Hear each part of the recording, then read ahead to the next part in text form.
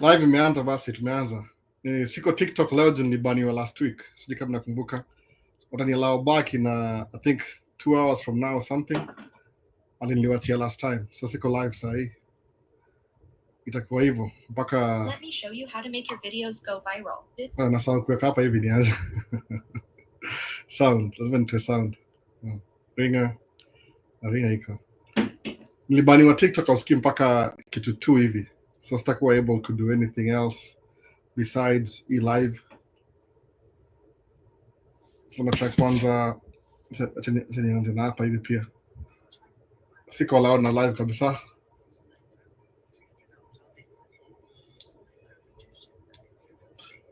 Ndio kasadi itakuwa real life tutaendelea naye.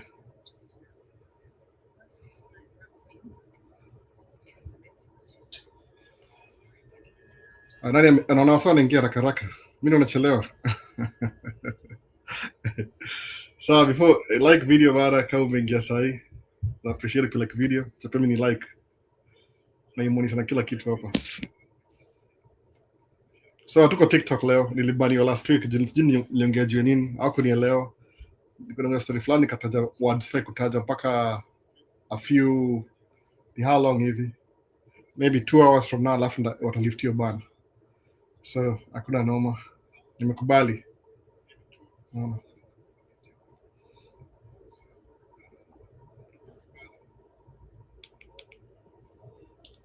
So na maswali hapa hivi za kwanza ilikuwa Guru Channel. Era Guru Channel hapa hivi. Linki mapema. George Kwame Invictus. Ile translation ya China ile kwa park ile. Liko na kaaje, simaanisha sijui kile kinamaanisha nini kabisa exactly. Alafu ni nyingine leo, we are live osa. Climate amekuwa live, good to be here. Nani mwingine hapa hivi. Niko ndani kaka from Ruaka tuned in. Willicent Wanjiru. Alafu nani next hapa kwa Emmanuel Kipchirchir, 1-on-1 live. Karibu naona familiar faces. Naona familiar faces kabisa. So Guru Channel anasema nini? Anasema hapa hivi, hello everyone. Vincent vipi? Alafu kuna Brax G tuko ndani. So leo nimevaa Chicago Bulls but then nilipata shati kuna uzwa place fulani kaona mazee shati ni poa sana. Yaani like hiyo design unaona iko na hiyo black alafu iko na white alafu red. Ikisema ita pop sana. Unajua ni kwa Isili back in the days Isili. Kukuwa na jersey ya Chicago Bulls ilikuwa big deal. It was very big deal by the way. So me siwezi take for granted. Najua ni big deal. Kwa na jersey ya Bulls, mazee siku umefika bana. So kusema ile tu ilini bring nostalgia kidogo kusema lazima nichukue hii jersey. Nilichukua last week. Nataka kumonitor kila kitu iko poa. Sawa, nakaa fiti. Kusema acha ni baya alafu labda naivaa mara moja kwa video alafu yakwa tunaivaa nikienda round zangu. Ni poa sana. Alafu le moga na film hapa hivi. Hii room yonga dark kabisa. The only light na kama hivi na hivi. So hata ile inafanya switch kidogo. Iko on the side kiasi. So kwa itakaa poa nikido hivyo. So nikaanza bas. Chicago Bulls tuendelee. So kuna Deno asema vipi albo tuned in kutoka Githurai. So kama viti ama fiti sana. Vini angalia spell check. Bureti Brian semaje, hi Albo, I've been catching recordings nowadays by the Inya Amenya, your brother is by the way, even in Kasikizi is ya Amenya, your brother. Hiyo ni bro wangu mdogo. Yeye ndio last one. Kwa nini? Yeye ndio last one kabisa. Alafu kuna nice to see you Albo. Nani mwingine? Don amerudi. Maisha States my guy. What's good? Don uko wapi? Kwa Texas ama vipi? Ulipotea kidogo kwa sababu you're working on something. Don alipotea sana. Don ndio alikuwa the main guy. Niko locked ndani. Nilibani wa TikTok niliongea word fulani a little bit different from niongea bala kusema ana live nilisema ile jina nyingine wakaniban. So mpaka maybe 2 hours from now ndio watalift hiyo ban. So nikasema sawa tu, hakuna noma. Sasa ina make mistakes. Sasa kwa nini ilikuwa juu ya ilikuwa story kuna msali nilidio question ilikuwa nani kabisa, alikuwa ananiledio story ya kuongeza story, kaambia maze sasa kuongeza story juu nda sleep niongea words like kuongea au aga very sensitive na hizo ma topics za yani itwaje deep down ni stain nini nakufanya hapa hivi kama ni side. Too bad. So I'm gonna do uko very sensitive na word fulani ukitumia kwa live. Niko naongea juu ya history ya America. Ukija hapa America maze understand history. Unajua kama example, hebu tuone hapa nasema nini hapa. Na swali moja imepop up before nianza kuongea. Nasema YouTube tuli monetiziwa by the way. Thanks for pushing and encouraging. Yani uliniambia ulinitumia kitambo sana kwa monetize. Hiyo ni poa kabisa. Unakuwa monetize YouTube. Nasikia Vini na Guru Channel. Huyu ni Don alikuwa monetize YouTube. Jaribu kufanya collab na yeye. Sijui do faceless videos ama you do commentary kitu kaa hiyo. So you do what you gotta do. Najua hakunanga perfection hapa hivi. Kila mtu anajaribu by the way. Kila mtu ana try. Niko naongea last year. Kila mtu ana try tu. Hakuna msee ati ako na ile ati I got everything figured out. Hakuna kitu kaa hiyo. Kila mtu ana try tu. Everybody's trying their best to kufika mahali. So kusema ati mimi ni mnoma, hakunanga msee mnoma. Mimi najoga hivyo. Imekuwa over and over again. Utaona yani the moment unafikiri msee ni great mpaka apewa responsibility. Alafu akuwe ile headlines kabisa. Utaanza kuona zile inconsistencies zake zitashow. Juu ingine behind the scenes uko unajua. Unaona. So poa sana at movie nostalgia. And hiyo movie nostalgia. Ndio done. Niaje Alberto poa Richie, niaje Richie bana. Richie shaza YouTube pia. Kuna wase hapa hivi amekuwa monetize. Unaona huyu Richie, kiangalia Don huyu. Don alianza YouTube, alianza kama kupost tu consistent. But hakuna siri nyingine by the way. Hakuna siri nyingine. Richie nakuona. So Don anasemaje ni commentary and faceless. Ni faceless. So kama unataka do faceless channel. By the way Don unafaa kujua more than one. Wale wase mjonga pia mimi ni commenter na wase fulani. Nikisema story yangu kidogo tuko TikTok so naweza ongea kidogo leo. Kuna mse fulani limit anaitwa msauti nake tena. Tukatumia kufilm ilikuwa siku ya COVID, nikumena kufilm best yangu akidu live DJ session. Sawa. Was something tulikuwa tunaanza ile juu ilikuwa big deal siku ya ku DJ live. Karibu nifanye mimi mwenyewe nikaona baada kufanya mimi mwenyewe na best yangu ana job. Acha tuingie live Facebook na YouTube alafu wasao mpatie donation. Juu ilikuwa shutdown karibu sijui almost 6 months. Wasa kama mmekidogo DJ ile do ya kando. So when I was recording, mimi niko namrecord nasemaje, sawa, live hii camera ni ya live, alafu hizi camera natumia by the way. Actually hii camera ilikuwa ya live hii, alafu hii ilikuwa ya recorded. One hivyo recorded na live. Sawa. So nikasema namrecord. Nikamitu msee hapo hivyo alikuwa YouTuber Msomali ama ni Msomali something.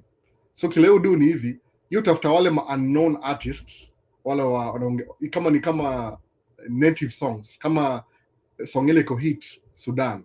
Ile iko hit maybe Tanzania, Kenya. Alafu anawamake music video yeye mwenyewe. Anaimake music video yeye mwenyewe. Sawa. Akisha make music video hivi, anaipublish kwa channel yake. So unapata mse yako anajulikana musician msanii, sahi ako na nini? Ako na muziki kwa channel yake. Nikibitu msali niambia, how much did you make last year? Kanaambia I made $250,000 last year from YouTube. Nikamwambia wow. Hebu niambie, how do you go about YouTube? I can explain here within 10 minutes, 15 minutes. Kwanza aliadmire kamera zangu kwa sababu kamera alikuwa nayo ilikuwa hata worse kuliko yangu. So kasema kumbe kuna opportunity fulani ile you can do something na you can have the best equipment but hauna ile idea. Somebody can have a less better equipment but is making more money. Sababu hiyo $250,000 ndio nilikuwa na make mimi nikidrive truck. So shindwa YouTube ni easier than could drive truck in retrospect. So sema mazee, so kama una make tu video alafu unakula happy alafu una make dough, that means it makes you so mobile. Kanambia yeah, actually last week 2 weeks ago nilikuwa Turkey, Istanbul. Kudu nini? Ile nywele kipare kinaisha na kufanywa surgery. Na ulikwenda kunini kufanywa if you want a full medical examination, the cheapest place in the world ni kwenda Istanbul, Turkey. I think it costs kama $1,000 ama $900. Wanakucheck everything.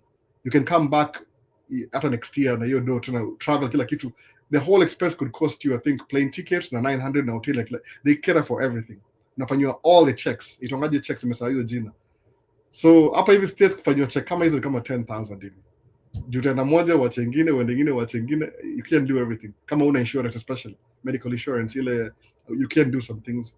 Unaenda ile basis ile kikiumana ndio unaenda kuchekiwa kama uko poa ama uko poa. So umsana alipatia tips ni hivi.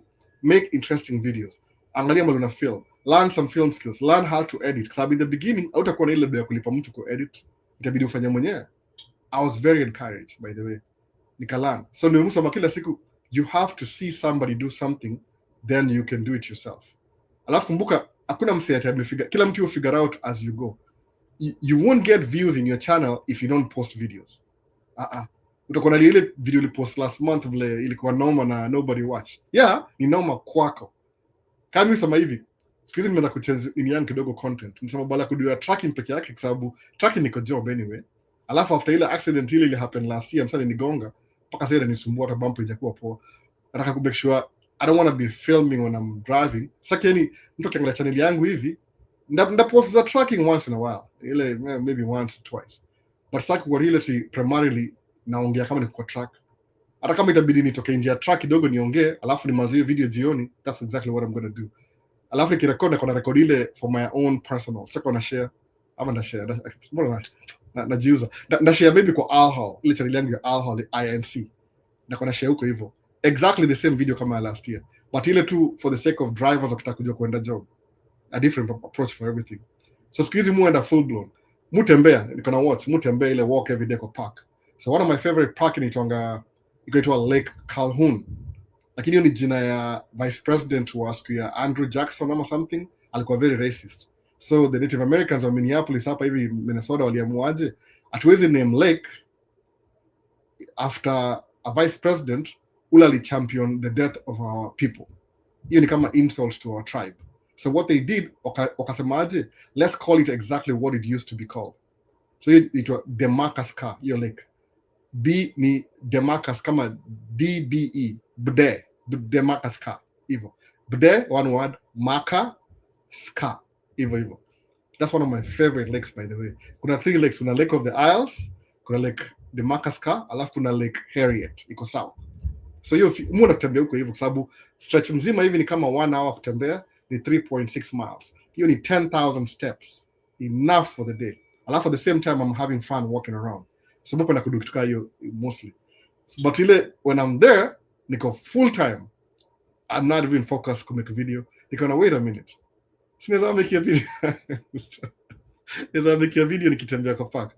Of course see the whole stretch, but now shows zile ma stops. So squeezing nimeanza kudu hivyo sasa nimesema, alafu how many lakes do I know? There's so many. How many trails do I know? There's so many. So hata leo naweza kuride bike yangu. Sema let me change content ikue more into tell you the things that theme channel Maisha states. Ile what do I do on a daily basis? Things that I deem interesting. So that's what I share, by the way. Kuna place mu wenda nasema no cameras. Nasema camera naboeka sana nasema sijashare na wase.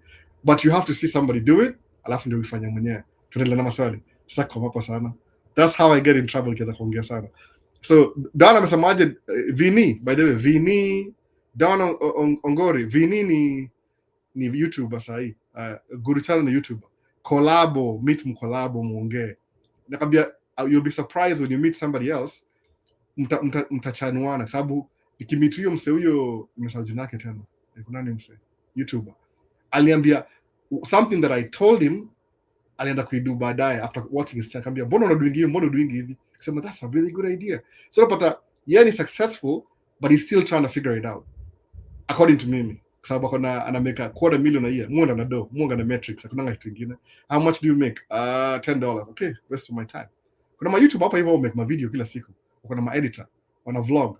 Lakini mtu ana edit hiyo video once a week. Hawezi grow na once a week. Hawezi. Kwa sababu you can do well the first 6 months until somebody else angalia concept yako, alafu anza kutumia your concept to create his own thing. Inakuwa different. Angalia sa content yangu na for example Ibra kana making huku US ana show vitu kwa streets in maybe 6-10 minutes hivi. So nikasema okay, I like what he's doing but he can do better. Acha ni piggyback from hiyo idea yake vile naona na show, acha niende extra step. Acha niwashow na 4K, niwashow na drone, niwashow na niende labda sijaanza kuinteract na watu bado, but probably I will. Huwezi jua how many times nikivlog ama nikido anything watu unikatisia. Nimelisha moja last time. Watu unikatisia, by the way, every single time when I'm doing my thing or park in public, people always show up unanikatisia.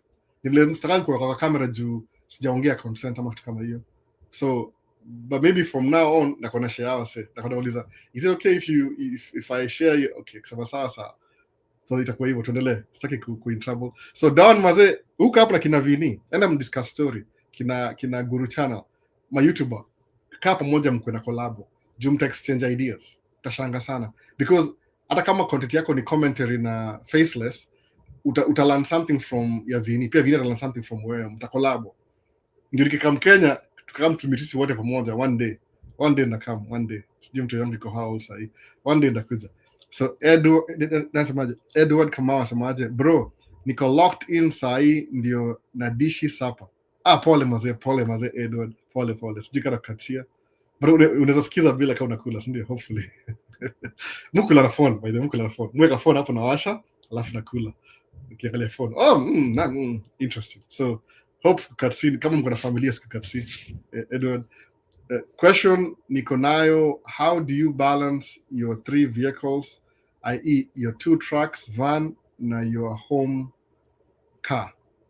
Sasa aje 3 vehicles. Mu drive sahi season ya side dump haiko very active, ni kama 1 or 2 days a week. Sawa, kitu kama hiyo. Dump truck ni kama 3 days a week. So musema hivi, side dump na pull trailer ya mtu, hiyo ni trailer ya mtu, si yangu, ni yao. So they want to keep me busy na side dump so they can make money, sababu kula percentage of what I make. But muambia hivi, nirudisha trailer, kaambia sitaki trailer, nipatie job na dump truck. Kwa nini? Dump truck na prioritize my own truck, yani priority yangu ni dump truck. Kwa nini? I'm paid more money than side dump, na sivuti trailer ya mtu, so everything inakuwa simpler. But in the summer, maybe a couple of weeks from now, next week hivi, or itakuwa busy ile kama 4 days 5 days, so hapo dereza kubali for the full time. Kuna dere moja kwa available, mwingine give excuse kila siku, so I don't want to risk it ati nichukue side dump, I make less money na dump truck imekaa, umeona, halafu dump truck iko na more payment than side dump, halafu you get more money. So mu prioritize kudu dump truck off season, halafu na pack ile side dump. Ni hasara life si perfect saa zingine, so you have to make payments kagari imepaka parking lot, which is safe by the way, kama pocket juu you're not driving it anyway. Alafu nime step down insurance, ilipi ile insurance maximum, na nilipata ile ya kupark ile. Sawa, so hiyo ni moja. Aya, siku hizi nikienda job, when I'm going to work, tangu this year, tangu ninunue van, muona na van siku hizi. So my personal stuff mu drive Audi, but ile kwenda job muona na van siku hizi full time. Imekuwa ni uncomfortable, ni weird kidogo juu in the winter kuna struggle, van in take too long to hit, so na kama ile survival kitambo. But nda work on it this summer, to make sure next winter itakuwa ama nitumie tu Audi pia. So even the mood do, I drive Audi for my personal stuff, na drive van anything to do with the truck, alafu na drive whichever truck ina make more money, which is dump truck. That's what I do. Ni hivyo tu. You can't drive everything at the same time, ni one at a time. So nikianza kama kesho naenda job na dump truck, kesho ni dump truck tu, ile nyingine imekaa, nda drive van, nda Audi home kwa garage imekaa tu. It is what it is. But leo nda drive Audi, jinaenda maybe rasta drive leo, sijui leo ni Sunday, labda sta drive jinaenda kucheki truck, alafu irudi home nilale. I don't think the drive Audi leo. John niko na Audi jana though, niko naye jana, so that's how I do it. Alafu pia si lazima niko na gari mbili, ni ile nilibuy hiyo Audi na business, ndio nisikue ile ku write off. Siko na do enough ya kubuy truck, nikaona truck siwezi qualify, nikabuy Audi, so it's a business car anyway. Ni kama sort of your YouTube hivi, when I'm doing my YouTube shenanigans, mu drive Audi. Mona. So ndio hiyo basi, nimeexplain kila kitu.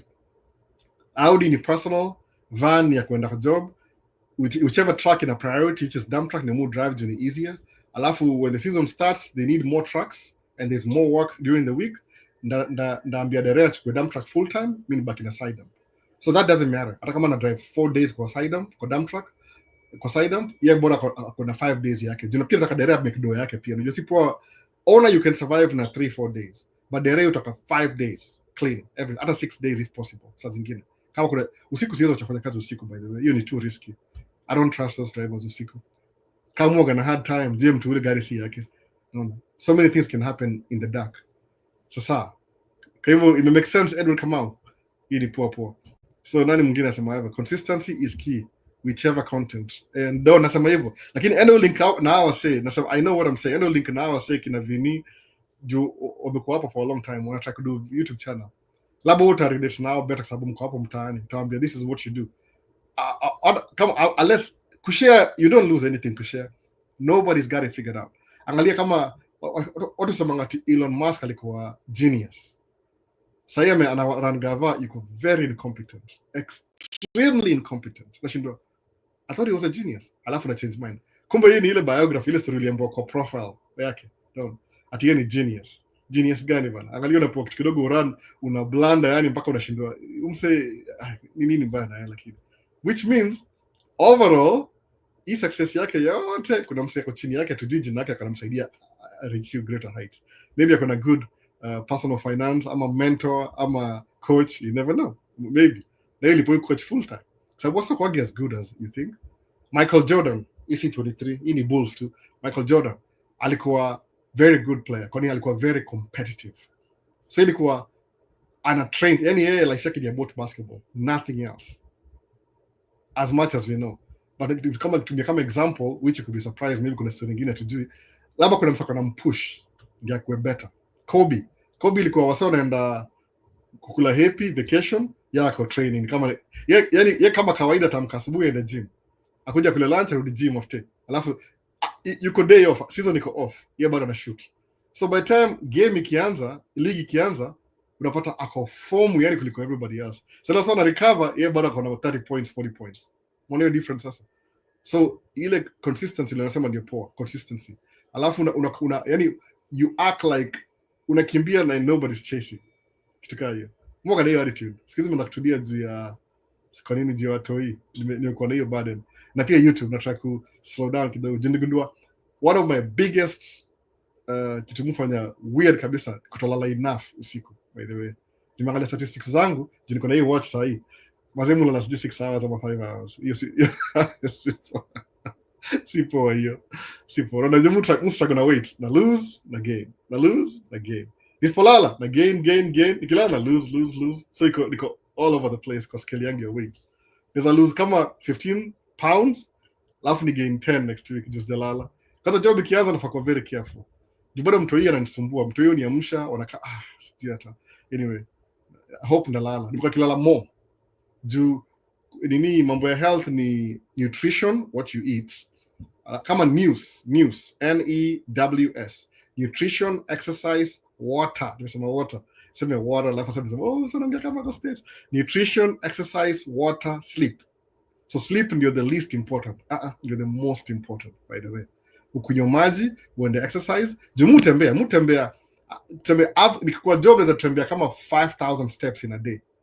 Nikikuwa job ama 3,000 to 5,000. Juu niko job anyways, tembei sana around the track na nini hivyo.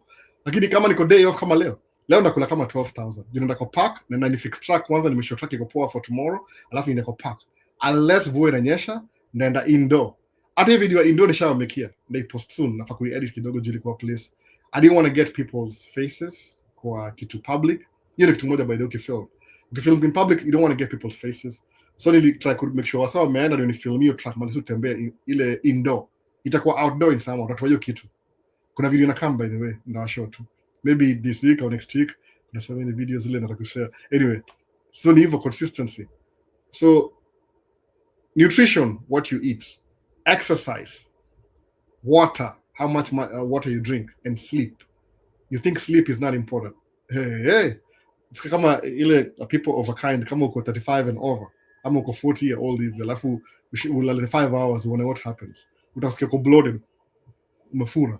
Naona, tuendelee. Hakuna TikTok leo. Na feel poor by the way, siko distracted sana. Bado bana watoi na job bana buda ama bana watoi na job bana wanachukua time deadly. Ni kweli kabisa. Watu jonge story ya watoi. Wata kill time yako yote completely. Na ile hata I feel kama ni time. Naweza kaa chini hivi na mtoi wangu anacheza nikimwangalia, niangalia watch hivi tumekuwa huko 4 hours. Shinda, wow, 4 hours hivyo tu. Kaza usiku ndio noma. Nataka job kama tuseme naingia home 8, na kumwangalia kidogo hivi ni 10. Nashinda how ilifikaje 10? Tingia bed before nilale 11. Nifunga macho hivi 12, 1, 4 nimefungua macho. Oh, 5 hours. Najua oh damn. Singefanya hivi tena. Nasije kwa nini? Out kwa time, but ni hivyo, lazima ubalance life, work life. Ndio msema mfanyanga YouTube, juu someone alisemaje? Lazima nikuwe na kitu predefined ile inanitoa kwa hustle and bustle ya kuwa na watu wengi kila saa. So mwambia okay, wife anapiga simu anza, where are you? Naambia actually I'm making a video right now as you speak. So I would appreciate it. Mbona kwa kizungu atanishika. Nataza video sahi. So naweza appreciate sana ukiniwacha nimalize video yangu alafu nakupigia simu. Sawa. Labda sifanye video, namwambia tu ndio asinisumbue kichwa juu ataniambia kitu moja kwa out of context, ile whatever idea nilikuwa nayo itaevaporate. Juu mu try my best, by the way, everywhere mu try my best to make video ile nasemaje, how can this video make sense to me. Kuna watu wanaandika script, by the way, kuna watu wanaandika script manini, kama ulienda film school, kuna design fulani hivi unaweza do. Nishaona watu wa film school sana, by the way, most of the ideas mula kwa video. Hata nigundua hivi, wase wale au make video, they watch other videos to get other ideas too. Angalia, imagine hivyo, because the person who made that video huwezi ongea naye, maybe video na 1935, so huyu msali kufa kitambo sana. Alafu ile studio they will never allow you kuangalia ile material yao kama walipi juni kama intellectual property. Nimekumbuka hiyo word leo at one time. So what you do ni ile unaenda na watch video ya 1935, alafu unaangalia the storyline, how it was shot and everything. Umeona? Sababu ya video also mangaje ni kama 2.5 hours. I would take 9 months to shoot movie. Alafu which means kama 9 months na 2.5, averagely I'll shoot 16 minutes a day. Averagely 16 minutes too. So mnaweza repeat scene mara 3 mara 4. Alafu kuna multi angle camera, kuna audio. So wale madirector seasonal wala wanajua hizi vitu. Au ingelisa nasema tu boom boom boom boom boom tumalize. Au sema juu inakaa poa sasa tuanze. Imepotea, zima kwanza. Tuanze zima. Maze movie ni normal kushoot. But hiyo idea tu ile uzuri yake ni ile it pays so well. Man, una idea. It pays so well. But tuendelee. So watu wanika script. Juu kwa YouTube channel, kama unadunga YouTube channel, the best thing, be a good storyteller. Ile introduce story, alafu introduce like conflict in the beginning. Alafu kuwa na resolution. Alafu unamaliza movie. That's it. You're like, okay, tulikuwa Kenya, introduction. Actually, introduction could be a summary of the whole movie. Ile kupata ile inakuwa hook. Alafu unakam conflict, ndio conflict. Alafu unakam kwa resolution. Alafu unaimaliza summarize what happens the happily ever after. No. Cinderella, alikuwa very beautiful girl with the 3 dwarfs. Hiyo ndio introduction. What is Cinderella manini? Okay, ni artist hizo majina ni mingi, fairy tales. Okay, Cinderella alikuwa nini? Alikuwa ule wa golden shoe. Very beautiful, akona stepmom, akona 3 sisters. Okay, that's a good life. Conflict. She's beautiful than her 3 sisters. Mama yake ni mother-in-law. Okay, hiyo ni conflict. Resolution. A fairy tale akakuja, akampatia golden boot, akavaa. Solve problem, akaenda meet prince. Then she lived happily ever after. Summary. Not even. Ile introduction, conflict, resolution, summary. That's how you tell a story. That's how you do a video. Ile sababu na watching 2.5 hours. Titanic. The biggest boat in the world. Okay. Wasana na England. Conflict imehit iceberg. Alafu kuna 2 hours ya people trying to get out of the boat. Imagine. Alafu finally in a sink. Alafu ndio mmoja na survive. She lives to tell the story. Introduction, the biggest boat in the world. So kuna actual event that happens, alafu una come back, una tell the story in a different way. Au danganyi ni ile unaipatia structure fulani ina make sense to everybody else. It could be something people know already. Wanajua hizi vitu already. They know them already. See, kile muongea hapa hivi, you people know these things. Ukweli kabisa. There's nothing new under the sun. Kile sema ni exactly what you guys know. Mtu kujaja states, every time ukiongea hivi, maybe the reason why you're watching ile una resonate. Kama I'm tapping into something you already know, ile tu na bring kwa kwa your face, forefront. Kama vile Richie amesema hapa hivi watoi na umeidentify. Nimeongea tu hivi umeshikanisha. Kwa nini? You have it already, you know it already. So even your life iko introduction, conflict, resolution. So more na ile conflict resolution. Every time na problem, more gonna try to solve problem. That chase your problem. I'll be obsessed with that. I think that's what makes me nikuwe na some W's in my life. W ni win in my life in some small victories. Do ni make video juzi ilikuwa job post scientific. Ilikuwa temporary job by the way. Nilikuwa na 3 months probation. Violation ya kwanza walisema nilichelewa siku moja. Juu nilipotea, nilimiss exit, nikapotea, nikapiga hivi lap, kapata traffic, I was 15 minutes late. Check one strike within 3 months. Come to in your real story of Boston, by the way. Nilichelewa job one time. I was very new in America. That's my second job in America. So because I will exit, bala kwenda hivi nikaenda hivi. Ilikuwa traffic, nikazunguka. Kulikuwa na accident. I've never experienced that before. Siku hizi moja kuna accident. Alafu ikakuwa na one strike. Okay, kanyamaza. The second month nikakaa nikapark gari juu kulikuwa there's no parking lot, nikaingia ndani kumbe nikipark gari hapo, the security guy alikuwa in charge ya anaingia 2 PM kama mimi, my same shift as mine, akaniona nikipark hapo hivyo, akangoja nikiingia, alikuwa off duty, kingia counter hivi kwenda kupanchi, akaniambia hey come here, why did you park your car? Nikamwambia mahali kwa nini, nataka kumexplain kama I'm trying to be honest, nilipark kwa visitors but after the break nana ni move from where I'm supposed to be, sababu hakuna space hapa, nimeangalia kila mahali hakuna space and I'm running out of time. Kaniambia no, you can't do that. Nisha punch in already. Man. Okay, I'll go move it then. So hiyo hapo ni karibu 2 o'clock. Kutoka hivi nje kuna watu toka 1:55. Wakaanza kutoka. Nikapata spawn nikapark gari. Kurudi hivi ndani ni kama 2:05. By the time kuingia ku everything 2:07. So guess what? Wakasema nilipark gari in the wrong place. Hiyo ni strike 2. Alafu niliiba time ya job ile niko nimepunch in, then I wasn't working, niko na park gari, which is a personal thing. Ati you should have punched out, uende upark gari alafu punch in tena. Ubaya ni ile either way, kama ninge punch out ni park gari alafu nirudi kama 2:07, I would still be late. Ningekuwa bado 3 strikes. So there's no way nikavuta job. Hivyo. That's what happened at job ya Boston certificate. Nikavuta job tena hivyo. 3 strikes in 2 months. Oh, what do I do? Kapata job ingine ya pili, less pay. Nikasikia uchungu ya less pay, kasema na do tracking. Ikaanza tracking. So while I was doing tracking nilikuwa na do job ingine, nilikuwa laid off kwa hiyo job. Nikarudi Walgreens full time. Kapata job ingine temporary and I knew it was temporary. Nikaingia tracking. So ni ile conflict resolution. Kama life yako si hivyo, now maybe it depends on your personality. Mutra kuenforce. You can't tell people what to do. They have to be willing to do the thing you're telling them. So kama wajisikii nayo, asema sijisikii nayo. State that's a pipe dream. Sitawaienda huko. Alafu unapata the same person who's saying sitawaienda huko ndio akianza hivi mlango zote zimefunguliwa. Mimi nikamwambia sijui kama ningejua wife story. Kaambia wife ni aje? Uko chuo asija graduate bado. Why? I don't know what I want to do. Nilianza na hii 2 majors, nikaona ni too demanding, nikaingia 1 major na minor. Going too demanding. I don't even want to do that anymore. So what do you want to do? Sijui alianza na nursing, akaona nursing ni too demanding. Alikuwa nursing na psychology, ilikuwa too demanding. Akawachana na nursing, akawacha psychology, akaingia music therapy. Akawachana music therapy, akaingia sijui social work. Alafu eventually akarudishana kwa music therapy peke yake. Tena akaiwacha sasa ameingia psychology tena. So which means psychology ile ilikuwa double major in the beginning. Tena akakuja kama naye. Sasa amegraduate. Kama sure utarudi chuo, I don't even know what to do. Hata sisikii kurudi chuo. Nikamshauri sawa. So nikamuuliza swali, why do you want to go to school then? Akasema juu kwenda shule kuna vile familia yake hakuna msako na degree except mother yake na buda yake wali meet college. Sister yake mkubwa ana degree, brother yake ana degree. They don't believe in education. Hawa sawa Trump hawa. So najua wale sawa Trump wale. They don't believe in education. Wanafikiri ni advantage, hawajui kama ni disadvantage.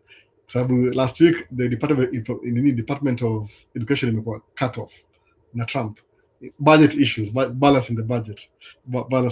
Anyway, mimi nishaona hiyo game already, but siwezi sema hata ninyamaze tu, isi political. Naona hiyo game already, so wana reallocate though. That's the game. So ni hivi, so ajaenda chuo, nikamwambia wife, si basi learn to drive truck. Akasema I would never do that. I would never drive truck. Kamta kwa nini? I would never. Kamsha sawa basi. What about school bus? Kuna msafiri kwa najua best family friend akona school bus company inaitwa MTN. The family friend in a way, acquaintance, tunamjua and we know him from kama family base hivi, kama si professional, personal relationship. Alafu kuna ule one of the ni wake employee pia alikuwa family friend wa wife. Akamsha kuja, we'll train you for free, takupatia route, it's very easy, you just pick up kids, you go to the school, unachukua watoi kwa basi, unawa drop off, then you go your way. Alafu unakamtana jioni, yani basi inaanzia shule, unaenda shule, unachukua basi shule, you go around the neighborhood, unapika watoi, alafu unakama unapark shule. So maluli anzia na malizia hapo. Alafu watoi wanaingia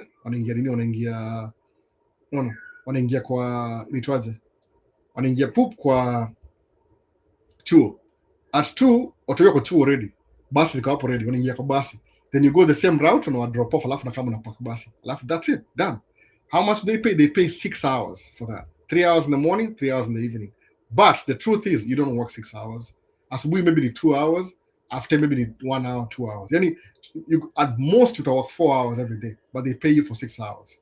So kuna watu fanya hivi, unless ukisha drop watoi chuo, tena chukua ile basi ile wale watoi wa itongaje au ma preschool, wale kindergarten for 2 hours. Una pick, alafu una drop kwa chuo yao. Then ukishamaliza unaenda na pick saa 6, una drop kwa home. Hii ni kama extra 2 hours, ama 9 hours. If you want, you could be gone the whole day. Mambo wengi hudu hiyo job. Hata dere wangu ule, yeye drive ya dump truck, anaanza na school bus, by the way. So ni 9 hours a day. I'll lipa how much? I think it's $28 an hour for school bus, depending on experience yako. So wife akatrainiwa, so she was going to see school bus kama kuna mtoto yule my son, ule mkubwa. They were going to school, mpaka alimwekea cassette kwa basi. Hiyo basi kwa imejaa anyway, kuna viti ziko empty. Jisio watu wote hiyo route. Guess what? I saw siku moja kidrive basi, akanipigia honi. Baba! Hey, anadrive gari hivyo kama confidence. Kamuliza, hey, kwani huwezi drive truck? Ati ya truck siwezi, but basi nimezoea. Kamsha, oh, do you know anything about dump truck? I said, must do dump truck ni nini? Kabe dump truck sasa kama basi, you don't have kids. Uko na mchanga nyuma. Really? Kambia, eh. Of course, kuna class B already, ni school bus. So kambia, no, but I want to, akasema kujichallenge. Atakaenda afanye class A. So what happens ni hivi, hiyo summer wasio kufunga chuo watoi, nilimlipa do, nikamwambia hivi, I can't give you the whole amount, nakupatia 1,000, fanya hivi, use your credit card, kuswipe 3,000, uingie the training ile basics. Every month I'll give you 1,000, ulipe naye credit card yako mpaka iishe. I paid for training, by the way. Niko 1,000 every week. Bado ikapay off kila kitu credit card yake 1 month or 2 months hivi. Ubaya kwa hii tumie do kulipa credit card, alikuwa na ikula. Another story for another day. So anyway, then she got her class A. Guess what? Wife kuingia chuo, she was very good at it. Very good at it. Chuo. Alikuwa ni mpaka ali graduate ile ilitongaje ile nikaona drive ilitongaje kitu simulator. Uko ndani ya truck but ni computer na steering wheel na gear na kila kitu. They had a simulator. Kama it feels like a truck, iko na mashocks kila ina shake, alafu una shift. So alilearn within 2 days, akaimaster. Aya kwenda kwa pre-trip 2 days akaimaster. I'm sure wewe hata ufai kwa hapa hivi kwa nini? Just go work from home. We'll send you videos za lecture kama uko. So alikuwa, but I want to come. No, you don't need to. Weka tu hivyo. Kuja bus once a week. So akaanza chuo once a week. Friday, Thursday, Friday, 3 weeks. Akamwambia, I think you're ready for training. So before in the training, every weekend, wanakam kwa parking pale Mwalimu Park truck. Nampeleka pre-trip. Tunazunguka truck naambia, what is this? What is that? Ananiambia. So tulifanya test yake ya ile written test ni ile unafanya ile computer based ile theory, alafu practical ile una explain functions of truck. Guess what? Tulikuwa na ile index cards. We did that like 4, 5, maybe 8 times at most. Wife alienda CDL test hivi, the first day, the first time, ali pass. Kamza, now you see, when kuna resist idea ati utaka do tracking, mimi nilienda 4 times test. Nikapewa 4th nilipewa license. Nili fail 3 times before win the 4th time. So people who think ati aona your ability end up being excelling than everybody else. Like, get your point, sasa. So si underestimate. Maybe you haven't really thought about it, but it's easier than you think. Tuendelee. So Richie, iko nani? So hey Albo, someone deleted my quiz last time. In plant operator, which machine is usually used often in the US? Talk about forklift. Forklift is not the best, by the way. Liz Ndungu. Forklift ni kwa warehouse ile kuma shelf warehouse yoga kama 4 floors ama 5 floors, so inaingia nachukua mzigo. Forklift, the most used machine kwa construction site ni bulldozer, itakuwa bulldozer, caterpillar ni bulldozer, dozer sitaka dozer, bulldozer na ile backhoe ile inaanga hivi ile na scoop hivi na kana mkono kwa opposite backhoe. So backhoe na bulldozer ndio the most used kwa construction, the most. Ile grader ile ni kama ni barabara, but every construction muenda na ile front loader ile inachukua hivi, front loader inabeba juu inamwaga. So sema hivi the big four ama big four, kuna dozer number 1, alafu kuna ile backhoe itonga backhoe ina jembe kwa nyuma hivi, backhoe number 2, alafu kuna roller ni very rare but tuseme hivyo, alafu kuna ile kale kadoza itongaje kama itonga skid loader, ni kama front loader ndogo hivi, small size. Hizo ni every job muenda lazima zikuwe hapo.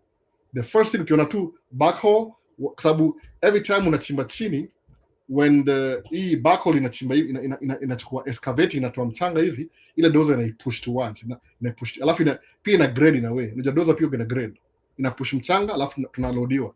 Suppose kama ni basement hivi, basement nita break ground na hiyo backhoe, tasimama hapo hivyo, iscoop itoe uloadiwe, itoe uloadiwe, itoe. After 3-4 trips hivi itaenda to the side, ianze kuscoop kutoka chini, ile dozer itaingia hapo kwa hiyo shimo, ianze kupush hiyo mchanga. That's how they build ile foundation hivi, kwa sababu chimba chini.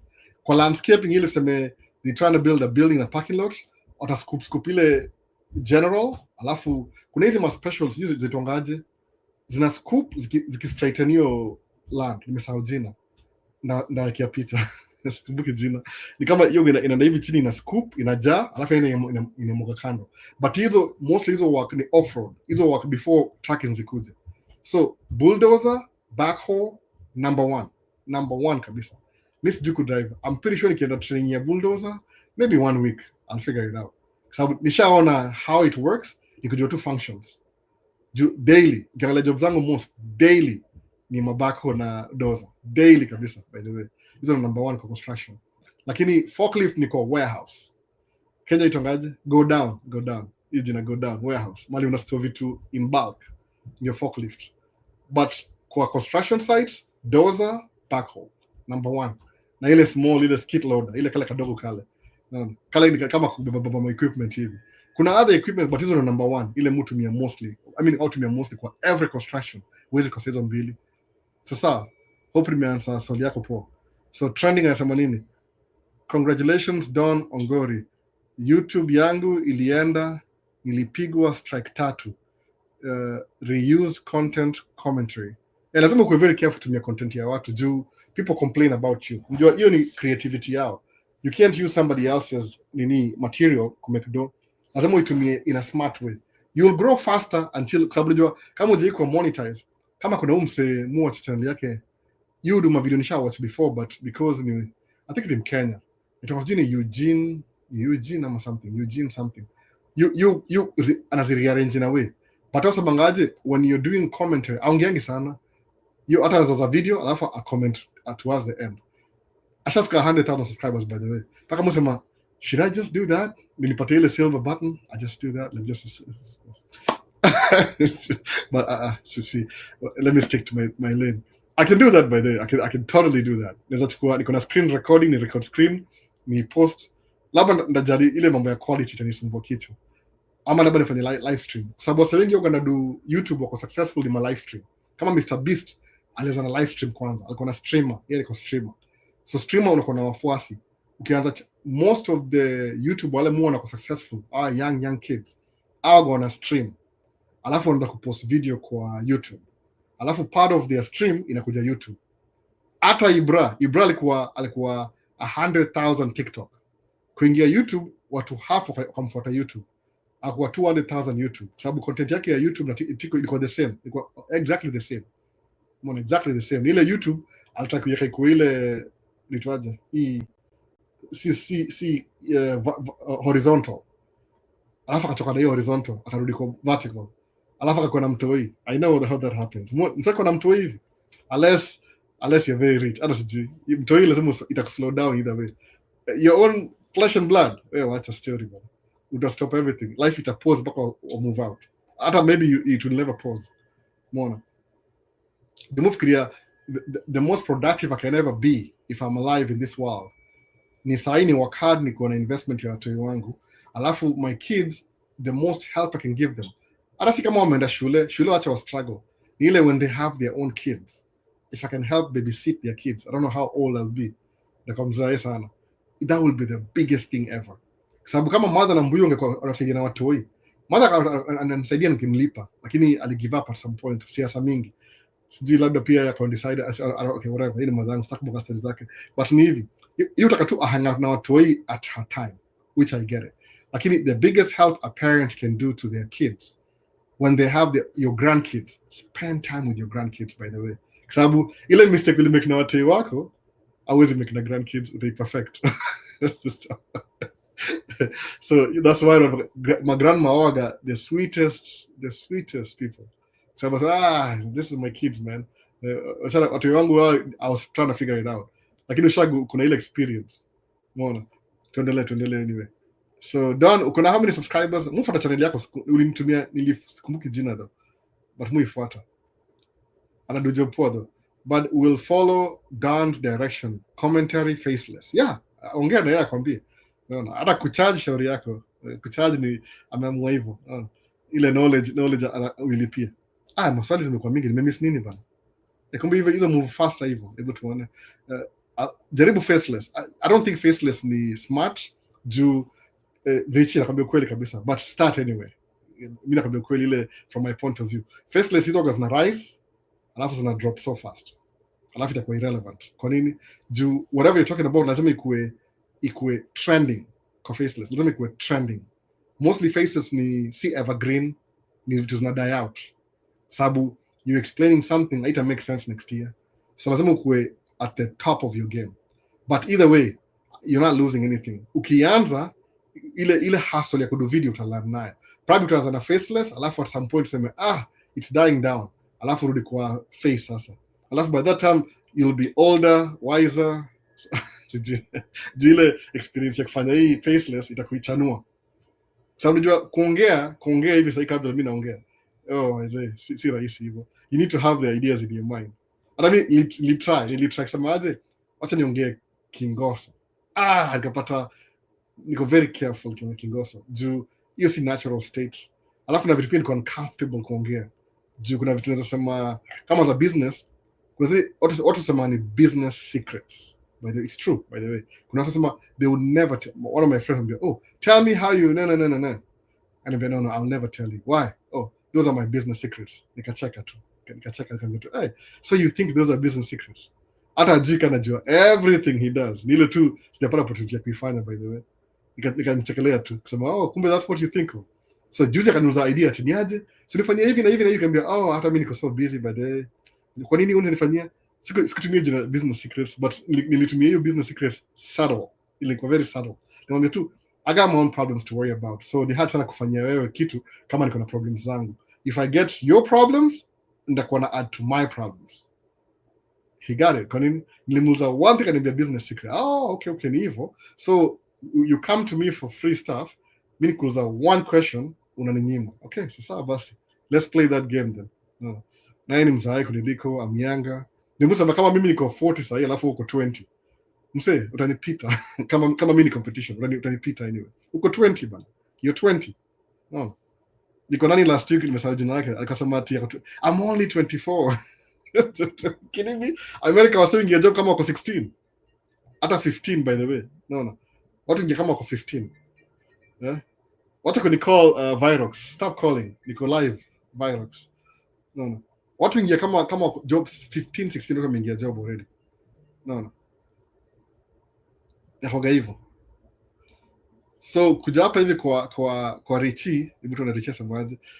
You can follow that by the way. It's very easy. Musema if you can do reaction videos ama ile faceless, you'll be very successful. But you see evergreen, next year itakuwa very irrelevant. You'll have 100 irrelevant videos on your channel. Alafu YouTube ni merciless. If you make videos and nobody clicks, inakurudisha to the bottom. No. Ama stop ile consistency, unarudi back to the beginning. Kwa nini? Ni business pia. No. It's not like your videos are not so good. Ni ile I gather ile views ile nataka. So mu try to understand your algorithm na ijua in a sense, but capacity yangu na time haini allow kudo hizo vitu. Umeona? Atima clickbait. Itakam na record sasa. Itakam baadaye. Nimeka backup leo juu last week nililose audio tena. Camera ilidedi. Still last kama 2 weeks ago, something like that. So faceless ita work, but ni short lived. Suppose kama uko na faceless about Trump sahi 4 years from now, yes, he's president anymore. How is that relevant? Nobody will watch that. But suppose you engage how to start a business 10 years from now, it's irrelevant. No. Haitaipotea. People, it's the same thing. No. Kama ile Shaquille O'Neal, the dumbest guide of starting a business. That's the book he read. Imagine, hiyo book paka leo ilikuwa published. Ilikuwa first published ilikuwa due which year? There's I guess 80s maybe. Hata sijui. Niko na hiyo book by the way. The dumbest guide to starting your own business. It's ever living. So mu prefer do evergreen content. Yangu ni vile mungu Kiswahili. But either way, audience yangu ni Kiswahili anyway. No, it's I don't really mind. Do vitu ziko evergreen. But start anyway, Richie. Usijali. Jile kustart utaona hivyo. So utakuwa na more management. Utakuwa unakaa na watoi, unakaa na wife, unakaa na familia. Life itakuwa structured in a way. No, structured in a way. Alafu utasema, wait a minute. I thought I would never do this. Mimi na watoi watatu. Ni job. Wamusema tu, let me just go connect na group yangu ya YouTube for 3 hours. Can you just give me that time? Good. Okay, sawa. Nakaa hapa chini. Nafaa kwa sasa kwa track by the way. Unaona? Kuna Linkstone Asiago asema hi Albo. Niko poa kabisa Linkstone. Na nimekaa chini wazee kwa couch mahali hapo. Niko very relaxed. So Richie, nafurahia wase credit na life insurance. Na fundisha wase credit na life insurance. Kuna msali sema nimfundishe credit tena last time. Blessing hizo notes. Na maybe they do next week. Na juu ya life insurance na credit. Ni kitu gani jumesema hivyo, wacha ni comment juu story ya credit na life insurance. Si ati how do I reiterate this kabisa. I'm trying to reason na let me understand life by the way. Sababu mujiambia mwenyewe. Everything I'm saying about nasema, I'm not telling you what to do. You can do whatever you want. But musa manga hivi, life iko uncertain. Nobody knows tomorrow, what's going to happen tomorrow. Life iko very uncertain. Lakini kwa tuna ile tusemeaje, just if things go wrong, niko na ile backup plan. Hiyo ndio muhimu kabisa. So kukuwa na credit score ni mzuri. Mwambie wase paka wana walk away sema wataka kujua story. Mimi nilianza na credit card yangu iliharibu credit yangu vibaya sana. Na credit by the way ukiangalia poa kabisa, hata mshanga sana vitu fani kabisa vitu za America. Everything inakuwa in America inakuwaga ile the system that exists in America ilianza for the wrong reasons. Msikia kucheka yani. Usema yani kumbe vitu za backfire sana. Yani kuna wase intentionally outstart vitu for the wrong reasons, alafu they end up being the best. Kama sasa can be richiti kama uko aware. Credit system imeanza juu ubaguzi. Kama understand hivyo. Kwa sababu ilikuwa kitambo credit system kama sema the Department of Education in America imekuwa established na which president 1979 whoever was president ndio imeanza Department of Education 1979 ilikuwa established. So kitu imekuwa exist kwa nini kwa government for the longest time. Kitu imeanza kama imekuwa around for 50 years hivi. So hata Trump akidisband inakaa kama very weird, how could you do that? But nilo kiangalia from your lifetime tangu grow up umejua Department of Education exists. Sawa. Alafu leo imekuwa structured. Wait a minute. I thought that was a government institution. They could be disbanded. I didn't know that. Tafikiri vitu ni permanent. Kwa nini? You're looking at things from your perspective. Imeanza 1979. So kama tuseme civil rights movement 1960. Si kitambo by the way. Kenya ni independent lini? Kenya independent 63. So meaning ili mobilize wa Africa wasik for independence from their colonial power ni civil rights movements in America. Kina Malcolm X, kina Martin Luther King Jr. Maybe iko baadaye. But hiyo movement ya civil rights really bring independence Africa. Sababu they had to do somebody had to see them do something whatever happens. Kuna so many reasons. So credit system imeanza hivi. It started to bar people watu weusi wasinue nyumba, wasicompete na watu weupe. That's how the credit system was established in the beginning. Ubaya ni ile, they were so happy about it ati yeah, people will never buy houses. Tuwezi kununua nyumba. So tuweke credit score ndio tuongeze another step to make yani kama barabara umewapatia haki ya kutumia ya access property for the first time because they were property on their own property. Same thing in Kenya, same thing in South Africa. Ile place nani alienda Wademaya sema Africans wanasema ati we are losing our culture.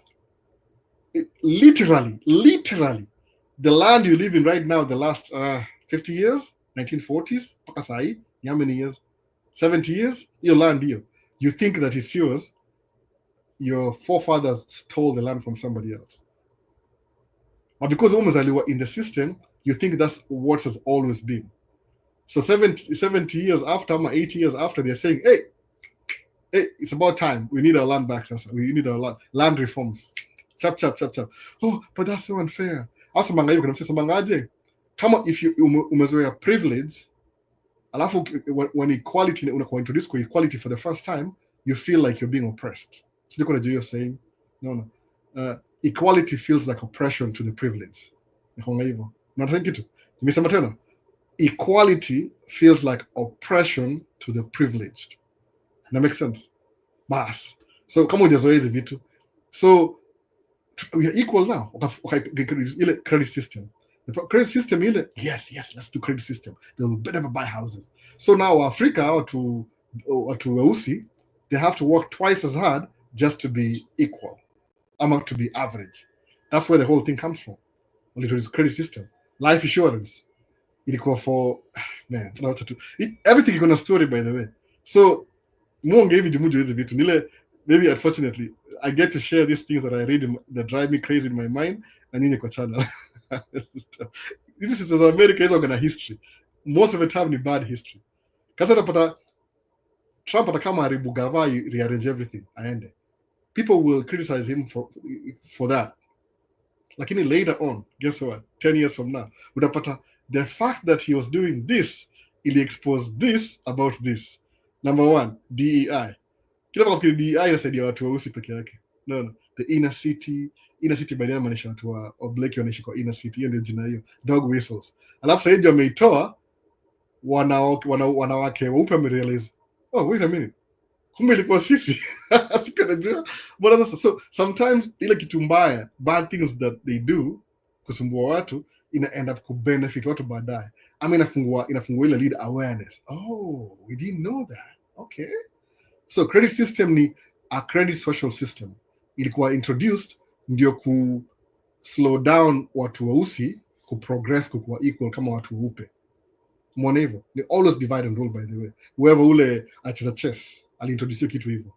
Kama sasa hii hawanaishi hapa hivi. Iko na association. Nimekam kwa hao jana barua ati ni mispayment ya association fee ya this year. So the funny thing ile hiyo association yenyewe ilikuwa introduce to make sure watu weusi wasimove kwa hiyo neighborhood. So maybe the fact that they should neighborhood ini sifara kuishi hapa according to the local established association laws misfai kwa hii hapa hivi sahi. Lakini vitu zimebadilika sasa, so nimeingia anyway. Kwa nini? Kwa sababu people have to make money anyway. No. Kukuwa na house investment. Oh, I'm going to buy a house and live in. See, investment ni hasara. But musa mangaje kukuwa na house is actually having a roof over my head. So I'm very sure watu wangu nataka ni raise to the best possible life neza opatia while they still live with me. Okay, move out, I won't need a 4-bedroom. Labda nirudi kwa apartment tena really quick. So hii house ni temporary, then I'll sell it at some point. So the best deal we maintain, ukiuza ikuwe na some form of value. No, you get your money back because you paid off. But see it in asset ni rental property, hiyo ndio asset. See itongaje single family house. No, you see asset, hiyo ni kama liability na way. But in terms of financing, but in terms of family na you create so many good memories in your house. So nunua nyumba juu kuna watoi. Move out, rudi back to ile life yako ya kuishi kwa apartment. Mimi naishi karibu na lake Calhoun. Make a video. They post 2 weeks from now. It needs some editing, by the way. More edit pole, step by step. Nafungua hii na songa hapa. Whatever is ready, you're gonna post. So 2 weeks from now, now edit your video like the Marcus car. Tuendelee basi. Ndio basi. I'm mentioning by the way, lakini na repeat yote credit system na life insurance baadaye. Sasa so Gato akampotea kidogo, amerudi tena. Vipi bro, Kayolo 1960 iko locked. Gato ameweka Maisha states kwa van yake. Imagine. Alisahau tu ile underscore alisahau. But I mean, I'm still, hii ni poa by the way. Nashukuru sana. And I believe in the movement. No. Gato believes in the Maisha States movement. Hiyo movement inaendelea Maisha States. Ukiona gari yake imeandikwa Maisha States kwa sides, taxi. Hiyo ni Gato basi. Hiyo ni gari ya Gato. No. Alishi kwa Kenya nikimfilm. Ubani kwa hapa hivi, nimekuwa hapa hivi. So Guru Channel, Wazi Don Ongori. Nitakutafuta. Mtafute bwana, mtafute. Huyu Don huyu, unajua ni Don, very rich guy Don. Mtafute, mwambie tuko na meeting hapa nikubaie, sijui tukula nini siku hizi downtown.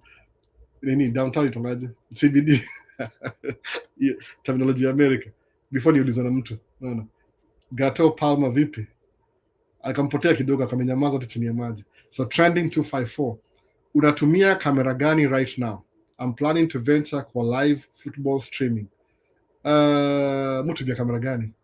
Kwa hii ya live ni Sony A6600. Nilinunua 4 years ago. Sony A6600 ninatumia. Ziko mbili, hii hapa na hii 6600. Ile recording ile recording hiyo ni Sony A74. So niko na A6600 mbili, alafu lens ya 6600 niko na lens ngapi? Niko na ile ya Sony likamnayo 16 to 55, niko na Sigma 16, Sigma 30. Two of each by the way. 16 to 35 Sony 222. So niko na 3 lenses, APS-C na 2 cameras. Alafu A74 ni story nyingine, niko na mbili pia, 2 A74. Nimenunua 2 years ago, I think so. Karibu tu A75 this year. Probably naibuy tena. So A74 ni hybrid. Iko na photography 24 megapixels, alafu iko na 4K video. So ile recording, you watch recording, though iko wangi very popular, juni recording anyway, mutumia A74. Mupenda hiyo kala saa. I don't have to do anything. Yani ile preset yake ya kurecord video, it's so clear with a little bit of light, unakuwa, look at how good I look by the way, your contrast. So live si clear sana. Ni vile tu siwezi yaka A74 kwa live because ina overheat. So nilinunua FX3. Hiyo ni kamera moja iko very expensive, juu ni same cinema line. Hiyo gana fan. Ubaya quality yake ni ya A6600, si ya A74. Jiko na 12 megapixels, 2 mililingers. Trending 254. Nunua tu kamera ile uko nayo alafu fanye streaming. But see ati, I don't know what you mean, but ile una watch. Chunga usikue strike kwa sababu ni content ya mtu mwingine. Kuwa very careful na ukistream na soccer. Labda do commentary. Just find the, samangaji ile learn the rules of the game and play the game by the rules. Hivyo. Usitumie content ya mtu sana alafu ubuild channel unataka grow alafu ku track down. Focus na kitu ile your own creativity. But either way, hata kujaribu ni afadhali, unaona. Musa Mangaji ile, one of my most favorite quote. If you're not failing, sikia kitu. If you're not failing, you're not even trying. So hata uko kwa game, yani if you're not failing, hata uko kwa hiyo game. Game inachezwa hapo huko, hata uangalie, nika sana watch mechi iko huko nyuma, game inaendelea huko nyuma, wewe unaangalia huko. If you're not failing, you're not even trying. You have to fail, by the way. Lazima uende embassy unyimwe visa, ndio ujue muhimu ya kupata visa. Kwa nini? Inakuwa more personal. Na kuna personal vendetta. Mimi fail tracking 3 times. Okay, the 4th time nilikuwa najua this is a big deal. Nili fail, succeed. Na siku give up. That tells you something. Kama nili fail ka give up, you would never know. You'll never know. I stopped trying. But if you're not trying, you're not even, if you're not failing, you're not even trying. Kwa nini? You have to try and you'll fail. You'll become a play of words. So where answer to? Answer channel, iko shut down. You learn from your own mistakes. Because nobody's got it figured out. Ukweli kabisa. Mimi sikudanganya. Anybody you think he's a genius, utashangaa ni kama wewe tu. Hata labda uko better kumliko ni vile tu yako akona loud mouth. No. Mimi si mimi kama sasa mimi nasema hivyo. Mimi si mnoma kudo YouTube. Oh please. Kila najua ni ile maybe nilibuy A74 kajaribu kudo live stream kona, oh it looks so good. Sema albo, wewe waje kamera yako inakuwa so clear hivyo. Ni ile tu ni positioning. Baadaye hata nikienda outdoor, acha niambie kweli kabisa, maybe my YouTuber Vini ndio msema reference. There's something that nikienda outdoor napata hivi. Kama jua iko hapa na una face jua, sasa ile kamera yani unakaa poa kama jua inakuface. Sometimes jua iko too harsh, una face hivi, unajiuliza why is my camera so blown out? Alafu naangalia ma settings au you go research before you can use a manual. Nasikia sijui aperture iko too low, what's aperture? Uliza Guru Visuals atakwambia. So una adjust. So mimi all my cameras more na sunglasses ya camera, by the way. All my cameras kuna sunglasses. Itonga ND filter, ina filter. So when I'm filming kwa sunlight, ita filter na kabado portion ndio. Umsi uduaje hizo vitu. Alafu kuja kugundua baadaye nini ND filter, kumbe ni is what the professional people do. That's why a movie kwa cinema, camera yoga lens alafu kuna kitu square hapo mbele. Mbona hiyo square ya mbele? Hiyo square ndio au remove ND filter unaweka ingine depending on the mood. Imagine. So pata hizi vitu people learn in film school, but me learn by trying. No. Ile tu na kama na gonga ukuta nikilearn. I don't even know what I'm doing, but I'm still doing it. No hivyo sasa. If you're not failing, you're not even trying. Imagine hivyo. Game inacheza pale nyuma wewe unaangalia the other side. So you will never know. You'll never know. Try or fail, useme nilifungua channel. Nani Guru channel ilikuwa shutdown. Ilikuwa jina moja poa sana baadaye kwa nayo. Ilikuwa Guru Visuals. Ilikuwa shutdown. Saka za jina moja Guru channel, which is very hard to say. Mseme hivyo kila siku. Lakini ikakufa moyo. Sikufe moyo. Go back useme aje. Kama mimi nimeshutiwa down TikTok last week. But then it shut down TikTok, by the way. Julie, I said one word I'm not supposed to. It violate community guidelines. So maybe it come back in the next, maybe, I think an hour and 45, kama ndako hapo bado. Because track yangu nilitoa bumper. Sija fix bumper bado, by the way. Bumper iko off ya track yangu. Ile niligongo ile. Nilitoa yote, by the way. Ako na bolt moja imekwama. Sijui naitoa aje. But ile nishughulikia baadaye. I don't have time. I'll pay somebody to do it. No, baadaye. Si sahi. Si hiyo imekido. So ndio sema hivi trending, nunua kamera tu alafu uanze. Just start. Tuseme ati kamera yangu ni A6600. Nunua kamera uanze. No. Sony hizo somewhat kuna flat profile. Canon hiyo the best, by the way, for color correction. The reason why ninunua A74 is because inakaribia Canon. Alafu Canon ilikuwa too expensive. Unaona sasa. Kusema hata ningie Sony ni cheaper kidogo. Sony moja na lens moja G Master. Moja tu. Maybe mbili. Moja ama mbili. Everything else ni aftermarket. Sigma, Sangyang, wanallow vitu kama hizo. Canon wanallow hivyo. Everything ni Canon. Wako ile kama Apple. Apple, everything iko kwa kampuni, within the company. Sasa, wewe anza tu trending 254. Kwanza jina yako ni poa, trending 254. Down. Sure thing. Whoever needs assistance, Albo, got my content. Reach out. Sasa, and you can team up together down, put ideas together, na hizo makamera, mtoe content moja ikuwe number 1 kwa kila mtu. That's it. No. Sababu mtadu kitu so exceptional watu hawajaiona before. Alafu everybody will navigate to you. Alafu itawapatia status. Alafu mta leverage your status to make money. Watu understanding how you make money kwa hizi vitu. Una build status, una build a crowd, alafu you leverage the crowd to make money. YouTube ni free. Is it really free? No, it's not free. Why? Because they have to pay you for your content. But they want to take you seriously. They want you to make content people want to see. Then they will give you a share of the profit. Monevo. So they are willing to give you money. But when you're not serious, they still use your content for free and they don't pay you. So you're missing out. Kuna level fulani wanakupatia ya nini. I'm pretty sure in the beginning they were paying everybody, everything. But lazima wafanye hivyo ni kweli. Sababu they know whatever their content see how. Mimi, I'm sitting here making content for YouTube. I'm the one working. They're the ones making money. So I'd rather be the best so that I can share their profit. Sababu ni company at the end of the day. You can shareholders, you can vitu mob sana zinaendelea huko juu.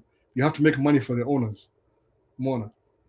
So ndio hivyo basi. So ndafanya hivyo. Anybody wants to reach out kwa Don, niambie alafu nampatia contact reach out. Make content. Mimi natakuiona by the way. I want to see the content. These are my ideas. So I will learn something, guarantee. Tuendelee. I'm open to learning new ideas. Mix na watu sababu mimi nakwambia kitu moja. Niliona na Ibra ilikuwa the first time aliniambia come to do content. Tukaenda Cinco de Mayo. Kafika hiyo place kapata very uncomfortable environment. Ibra katoa camera. Akia nani? Kasema umse ako in the zone. Yani Ibra kingia pale hivyo is like he doesn't care. Ako in the zone. Immediately. Boom! Kasema I will never do that. Wait a minute. What am I trying to do? Wacha nitoe camera mimi. But they so brand iko na kamera mbili. Yale iko na cell phone. Niko na GoPro moja hapa hivi nimeweka kwa shingo hapa hivi, alafu nimeshikilia moja kwa mkono hivi. The problem ile I was feeling uneasy kurecord watu. Because people don't even care. So tulienda ilikuwa 2 years ago. So kuna some many pressure make sure this year niende Cinco de Mayo. Last year wali change venue kufika kapata mvua ilinyesha. Cinco de Mayo May ni siku ya mvua by the way. So most likely unless weather ikuwe poa, chances are would miss the whole parade. So last year we do parade very early in the morning, alafu ile kwa park ikakuja late kidogo, alafu mvua ikanyesha ikadisperse kila kitu. But this year I will try and follow from morning, sababu nakulipisha last year. It depends na weather. Kama sema last year it was too warm, no lake was frozen last year. Kuna lake ime freeze, so we miss out on frozen lakes. This year ime freeze jua baridi. Nimetake advantage. Nimetembea kwa lakes ngapi? 3 so far. It's frozen lakes. Lake of the Isles, kulikuwa na ile Fallen Lake, alafu naenda kwa Cedar Lake. Cedar Lake sija post bado. I think I'm still editing new videos. Sija post bado. But Lake 3 nimeenda frozen. By the time and the following week nikatakuwa freeze. So too late. 2 weeks ago I think nilifanya hiyo video. So sasa imeanza kuanza ku warm up sasa. Tuko tunalinga around 0-2 degrees hapa hivyo Celsius, ile ya Kenya ile Celsius, si Fahrenheit. Sikizi mwataka kutumia Fahrenheit. Hii inanidanganya. It makes you feel good. It's what you want to hear. Mona. So collabo na wase utashangaa. Every time collabo na mtu, mu learn something new. Kweli kabisa. Ndio siku hizi content yangu si ya kingoso sana. So wale wase mu meet nao ma YouTube hapa nje, au do different content than me. So tuweze collabo juu ita make any sense. Kama kwa hizi za mandai nini, mu meet wase by the way. Ukiangalia poa kabisa kwa video zangu za ile ma super car Saturday, kuna sako na camera hapo, tushaongea nao already. Ile uwezi jua ile tu we are doing our thing, si collabo. Ile tu content yao ni different from mimi. Kama kuna mmoja ni anapiga picha, anado video alafu anazipost Instagram for his business, yani videographer. Mbona hiyo difference sasa? So si kama mimi mwambie what do you do? I'm a truck driver. Oh, ajua ile nini, ajui mimi satangi job yangu iko tu iko set already. So tafuteni Don akufundishe faceless channel, anajua hizi vitu.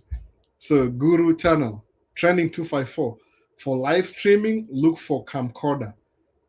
Nitafute I'll what a small advice about it. I'll give you a small advice about it. Kikayo. Akamaliza kutype. I got too excited akapita hizo words. Nipe content ama email. Enda uangalie Guru channel kwa TikTok ama YouTube ya Guru channel utamuona.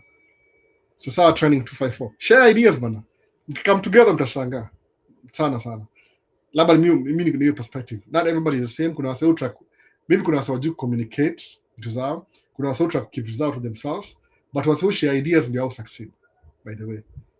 Mu believe hivyo in my lens of understanding things. Wase quiet au na kivyao, kuna so quiet tu. So na training so hivyo angalia Guru channel alafu mtajua mnaendaje after that. So nipe email yako.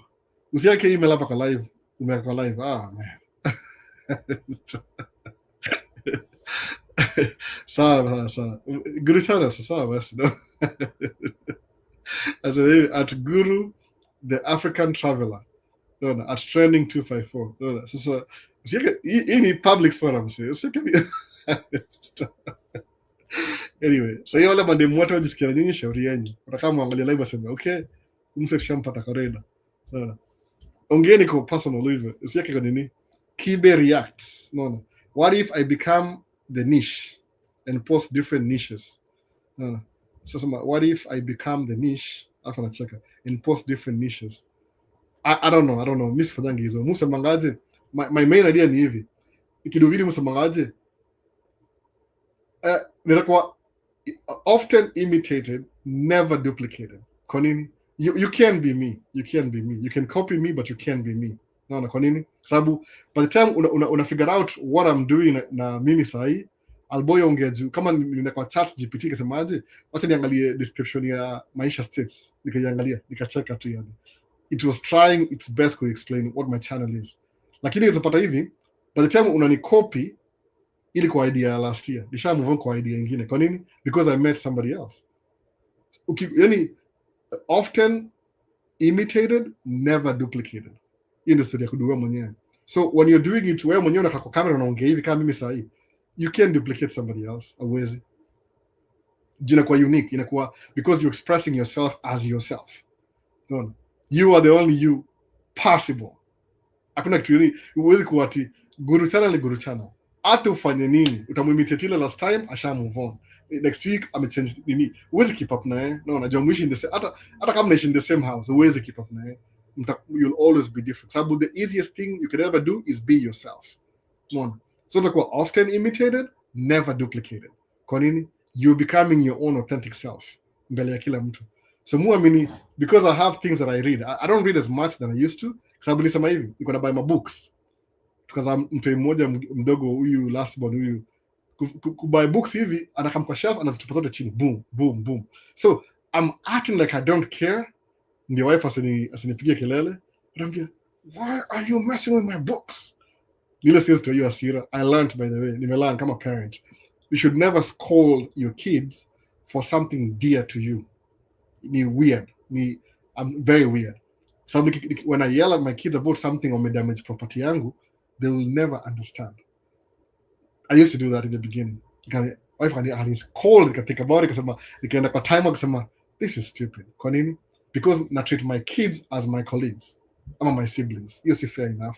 Acha niambie mtu huyu, hey, this is daddy's camera, okay? It's very expensive. Daddy can't afford this camera. So please, if you see my camera, just put it in a safe place. Don't throw it in the ground. It's gonna break. It's very expensive. So una negotiate.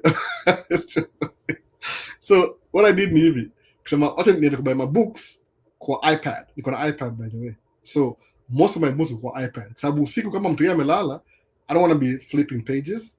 Nataka ku scroll hivi. Kama niko na 1 hour ni catch up kwa books. Alafu zuri ya iPad ni ile ukisoma kitu leo, uachane naye kesho iko pale pale mbona uniachie. Sawa. Kama ebook ya Myron Golden, the whole book nilisoma kwa iPad. Niko na ile actual copy but ile munga na reference. But sasa hivi tuna mtu mdogo. Book zangu shelf imeface the opposite direction. Can't understand. Hapa ndio mbele nilivuta hivi, flip around, nikaidisha kwa wall hivi. So ndio mtu hiyo anatoka kitu ya brown hapa nyuma the back side. Jisaka guse book zangu. So kuna vile sijaangalia book zangu the last 5-6 months hivi. iPad pia, guess what? Si yangu anymore, ni ya watoi. Meaning when I get money I have to buy another one. Kwa nini? Ile imekuwa saini ya games. No. Just out za game fulani wanacheza wote coordination kila saa. Niliwasikia live stream kinalemewa a couple of weeks ago because wako na nyonya ile data yote.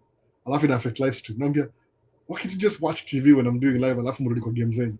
But you have to play it. Okay, sawa. So mtu watoi wangu I don't call them. Mtu akikeep vitu zangu away. So these are different individuals. Nimelearn by the way. So no hivyo. Sema what if I become the niche? Wewe anza, we'll tell you. Utajua. Wachana what if. Just become the niche, alafu tuone feedback. Ukiangalia ile analytics ya channel, how many people are watching, you can tell. It won't take long by the way. It doesn't mean that there's something wrong with you. Ni ile people are not interested with that right now. But at some point watapick up hizo vitu. Jumunga channel za watu wa Kenya by the way, naangalia hivi ndio wana vlog Kenya kia nani? Sema I can do better. But mimi siko Kenya, niko hapa States. No. Sasa okay, let me paka nimekuwa encourage to vlog more. If these people are doing crappy work according to me, I'm not saying anybody's doing crappy work according to me, I can do better. No. Hivyo sasa sema tu get a walking goso. Pana. Siwezi.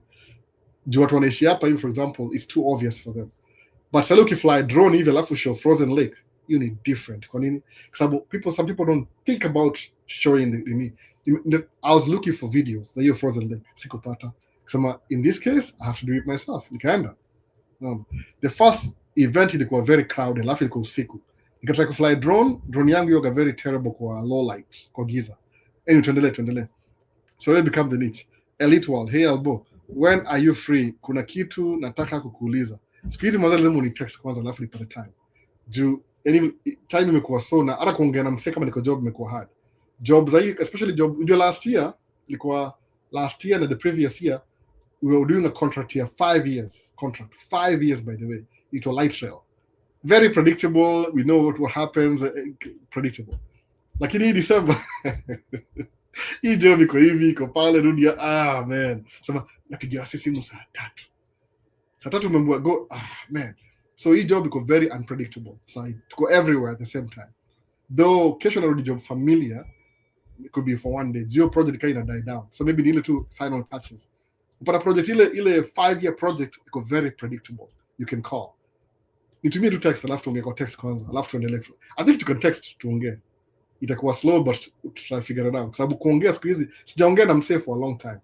Nitakuongea na somebody last weekend, alafu nikakuwa very busy during the week juu bumper yangu ilikam ile part, ninakichukua sijui ni 2 hours away, ile make video kama ndaipost juu sija watch bado, nione kama iko worth kuingia YouTube ama ndio watch tena. Ndio make video alafu nakamki watch baadaye, nikiwatch nione is kwa YouTube friendly, alafu naipost na edit. But kama sija watch na hiyo process, munga na make video na watch na scrap na make video na watch na share it depends, but sometimes the ones I scrap tena nikam kuitake baadaye tena ina make sense. Maybe sile munga nimechoka jioni, sile I'm so impatient, maybe ndio hivyo by the way, sababu sema kiwatch back sema I should have posted this, ilikuwa poa, sema too bad. Anyway, so Elite World, tuma text WhatsApp, ile namba ya WhatsApp ile, alafu we'll see tuna time yako, alafu siwezi kugarantii sahi job ya kesho predictable, but Tuesday na sijui tutakuwa wapi. Sahi ni kama off season, we're doing hapa pale huku kuza, itakuwa job moja nimeenda place 3 in one day. Sasa hii ni nini? Every time naangalia directions, umeona juu hii mchanga tunabeba, kuna ile mchanga iko, some of it ni chafu inafaa kwenda kwa landfill, ingine ni clean inafaa kwenda kwa storage, alafu turudi na fresh material. So inakuwaga uzapoa hii trip chafu, hii trip clean, hii trip ulete mawe, yani ni apartment, unajenga apartment, so ni yani kuna different materials for that job. I think we go through 6 so far in one job, so ni hard kujua what do you want now. Kokoto, limestone, sand inakaa hivi, hii ni contaminated, hii ni okay, yani kuna mchanga 3, kuna mchanga chafu contaminated, kuna mchanga clean fill, na kuna mchanga blacktop, ile ya kupanda mimea, ile kama udongo, ile black, ile ya farming itonga black dirt. So hizo kutoka kurudi, kuna sand ya kwanza, kuna sand ya pili sijui itwaje, granular sijui nini, alafu kuna limestone kuna type 2, so kuna material 7 materials kwa hiyo job.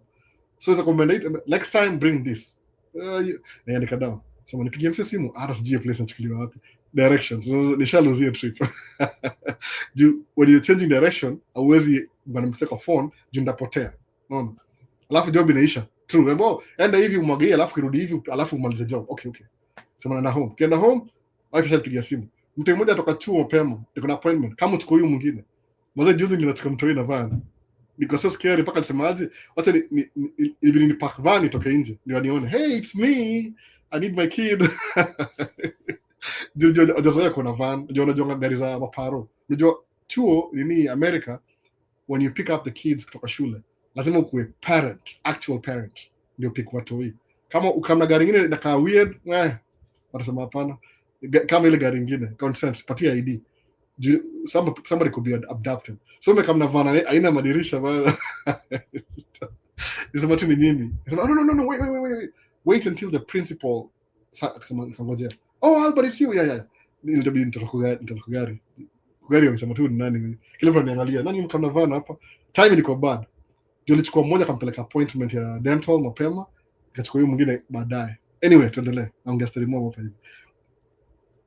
So Elite, tuma text uongee, alafu kumbuka si mimi nakutafuta, sio unanitafuta, nitafute, no ndasahau, life yangu iko busy, nitafute. So Liz Ndungu amesema good night, ameenda kulala, which is a good thing, and ulale bana, you need 8 hours of sleep, please people. Nataka kudo hiyo rule by the way, nataka kuanza live mapema, alafu na mazali watu waende kulala, iko kipwase na mess up na nini ya wase, sipo health ya wase. So tuendelee. Noma 254, hello Albo, hope you and your family are doing good, blessings. Noma na si ulikuwa hapa before, hebu tuone ama ilikuwa trending. Ilikuwa trending sasa. Hiyo 254 we're doing good by the tuko poa kabisa. So Mrasta Bahrain, KMN Good afternoon, Albo. It's been a while since to Bonge. It has been an amazing and eye-opening experience to dive into entrepreneurship again. That's good. That's good. I mean, that's good, really. That's good, really, really good. I don't know what that means, but niambia tu baadaye. Wycliffe Ottawa. Nimesema poa. Albo vipi? Niko poa kabisa. So mrasa barira ameendelea hapa sema nini? Nilikuwa nafikiria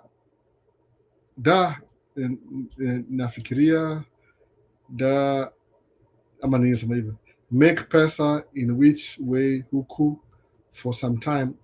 Nilikuwa nafikiria make pesa in which way huku for some times now, and nika get idea ya kuleta Kenya coffee huku. Successfully brought the first batch na nikapata customer working on something else. That's really good. That's really good, by the way. Entrepreneurship. That's really good. No, you like places. That could be the beginning of things.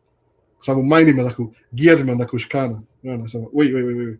Also manga hivyo. Example, you're gonna watch interview ya Cat Williams kwa msemo wa Jimmy Kimmel. Asa Jimmy Kimmel. Ule mwingine, Jimmy Fallon. Jimmy Fallon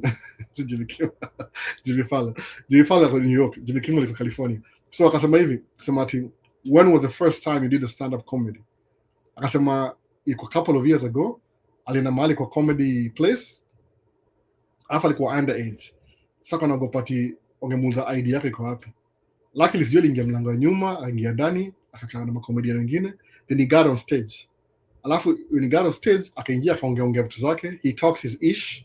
Alafu akalipost juu ni alisema how much alilipwa. Alipost juu do fulani. Sio iko $25, some figure over there. Akasema wait a minute. So I just got paid to be myself? Ili click.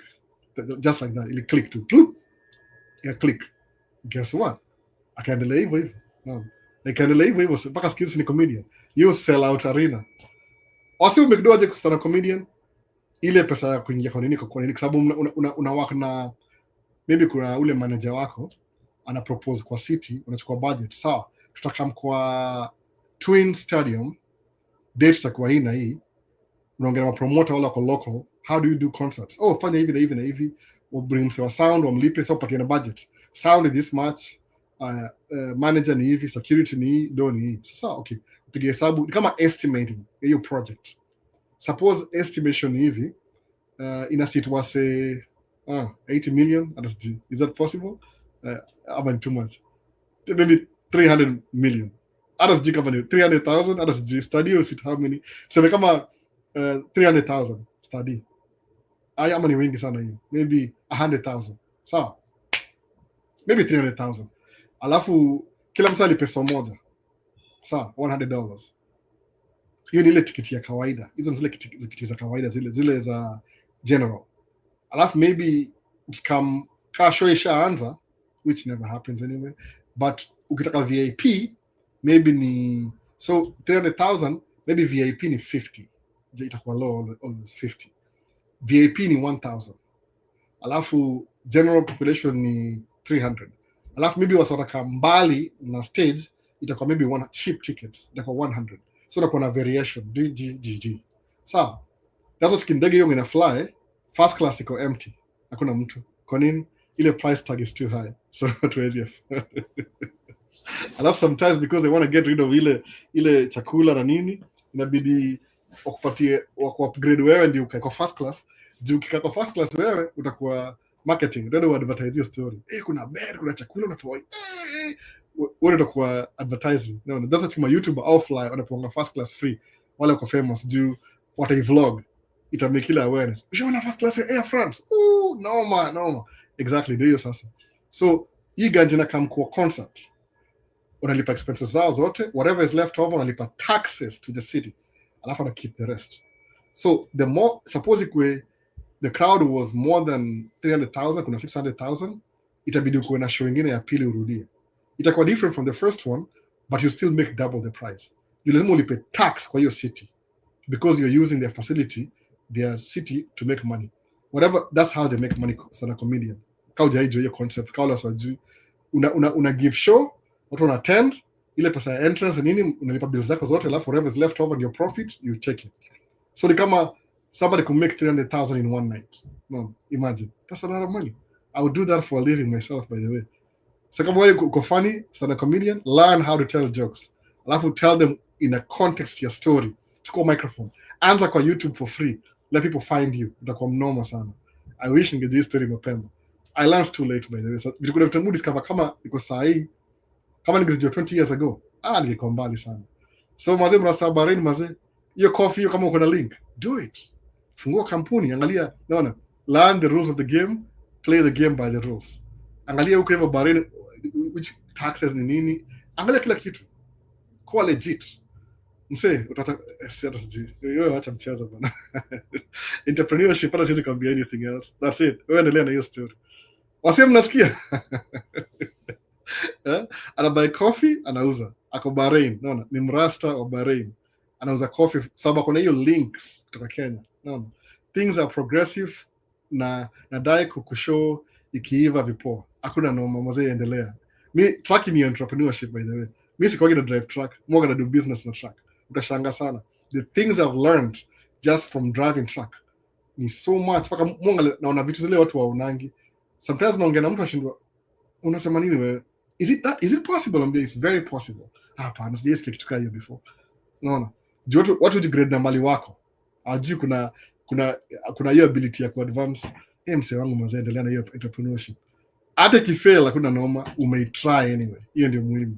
Itafungua ingine tena. Itaachana na hiyo, fungua ingine tena, uone need ingine. The easiest way to make money kwa hii world is to solve problem. Let give example ya stand-up comedian. What do you feel stand-up comedian? Kuna, acha ningie more technical, the way I understand it mimi mwenyewe. Musema hivi, how do job 5 days a week? It's very stressful. Kuna do job 5 days a week. Ama 6 days a week. Kama mimi, I'm very stressful, by the way, the whole week. Hata siwezi ongea nawe poa. Ukinipigia simu kama niko job, tutaongea poa. But asubuhi na jioni, hard sana niongea nawe, niko very stressed up. Alafu pia nisipolala inakuwa worse by Wednesday. Monday, Tuesday na build up. Niko mbaya on Wednesday, Thursday, worse. Friday sema tu at least there's one more day before to get rest. Saturday nimelala the whole day. Naona kitu kama hiyo. So, it's very stressful. Ukipata mahali unaweza na mahali msaka kuchekeshe. Ucheke kabisa, ucheke. Kwa sababu kuna hormone fulani hiyo inakuwa released. Ukicheka. Hiyo hormone nimesahau jina. Inapotea sahi. So ukirelease hiyo hormone hivi, ni kama the happy hormone. Unasikia ukicheka inafungua hiyo kitu. Ni nini? Nimesahau jina. Something dopamine. And no, sikumbuki jina, nipatia kidogo. Si morphine. So, kama ni stand-up comedian, when upeleke wase weekend unawachekesha every weekend, you're solving a need. That's how you make money. So mrasta Bahrain, kama umeona need ya coffee, umeventure kwa hiyo story, ingia kabisa, mgombili. Hata kidunda, you try. Utaona kama hili work, itafungua akili. Something else can work too. Unaona hivyo sasa? That's what happens. Mimi kwa naambiwa wase in the tracking. Unaangalia doro sema, it ni possible. Kuna siku ilikuwa ati ni hard kununua simu poa. Kuangalia simu ya last year, kwa suppose ni iPhone mpya ni 16 sahi. Sawa, mimi yangu niko na 15. So ni 1 year old. I don't care. Ni 15 bado. 15 na 16 iko na extra button hapa hivi ya kupiga picha. Same thing, no. Alafu so kuna time kusema hivi, if I want to buy a phone, I'm going iPhone 14. Kwa nini? Because ni cheaper naweza afford. Si 16, naangalia 2 steps down. After kununua truck, I was buying the latest. Alafu nilipia cash. Sema, why am I paying cash? Niko na credit card. Niko na cashback. So siku hizi munu una credit card, alafu they pay me for spending money, which is not a big deal. Kama you're losing money in a way, but hiyo pesa mu pata kwa cashback ndio mu itumia kwa investment. Indexes, stocks, kitu kama hiyo. That's not my money. Somebody gave it to me for free. No, ni passively. So hiyo ndio idea, you una build upon whatever you know. Sasa, hii ni poa sana baadaye muendelea hivyo. So, brag G, excavator, skid steer, road widener, dozer, rock truck, grader, kuna float tracker, roller, telehandler, etc. Hizo ndio give a list. I think it's a conversation. Brag G, patiana nini description. It takes me some time before nifikie swali sometimes. So lazima nirudi nyuma alafu ndasahau mali niko. But tuna get your point. Anaongea juu ile ma equipments kwa construction. Just in case mtu aliuza swali ameenda, ataona iko ile playback, ile recording, utaona hiyo exactly vile nasema hivyo, so it makes sense. So Virox afisema nini? That's true. What's true, Virox? Akanipigia simu sahi by the way, kaambia I'm on the live, alisahau, you're so excited. Nisema Virox iko above average last week. Virox ni best yangu, Virox X81. Ako maeneo ya Dallas Fort Worth, Texas. Akanaishi hapa Katuhepa. Asema it's too cold. Tuni wati hapo ndaongea story mob. Ojuang Tobias. Diaji albo. Man, general knowledge, like what is general knowledge? Like what is the main relationship between US and Israel? And on your opinion, why did they assassinate JFK? Like the main reason. Ojuang Tobias, the last time nilifuata hii rabbit hole, I was shut down on TikTok. Niliongea vitu sifai kuongea kwa ile context ya nini community guidelines. So ukiniambia hizi swali mbili, ukiongejiwa Israel na kwa YouTube utakuwa shut down, kwa sababu watu wengi wana wana support YouTube wako part of your story. So siwezi comment, no comments. I plead the fifth. No. The Fifth Amendment ni ile the right to remain silent, kitu kaya close to. Siwezi constitution nzuri kabisa ya America, but kwa hii swali, because I've been shut down kwa TikTok before, I plead the fifth. No comments. No. Political commentary, na try to avoid. I'm shut down from TikTok. Mpaka sijui saa ngapi. Maybe another 45 minutes. They will allow me to come back. So that's what I'm doing. I'm sorry, Joan. Political yoga very sensitive. You'll hurt some feelings. Alafu itakuwa shida kidogo. So X Shorts, I agree with you, Albo. Faceless YouTube channels, you have to keep up with the trendy topics to survive in the game. I ran this channel as a faceless channel for 190k subscribers, and I agree with you. When I'm saying kweli kabisa, X Shorts, no, it's a trending thing. See, evergreen, meaning ni kama any. Let's put an example ni hivi. The best idea for business ni kama wewe ni founder, ni step away from the founder role, alafu wache wasingine run. Example, Bill Gates. Alikuwa Microsoft, he stepped down from CEO. Yeye ni kama tu part of the board anymore. Maybe kuna majority. I don't think kuna majority shareholder. Company imegrow sana by the way. Hata yeye tu ni insignificant kwa hiyo kampuni anyway. But kuna ile stake anaweza ongea kwa sababu yeye ni founder.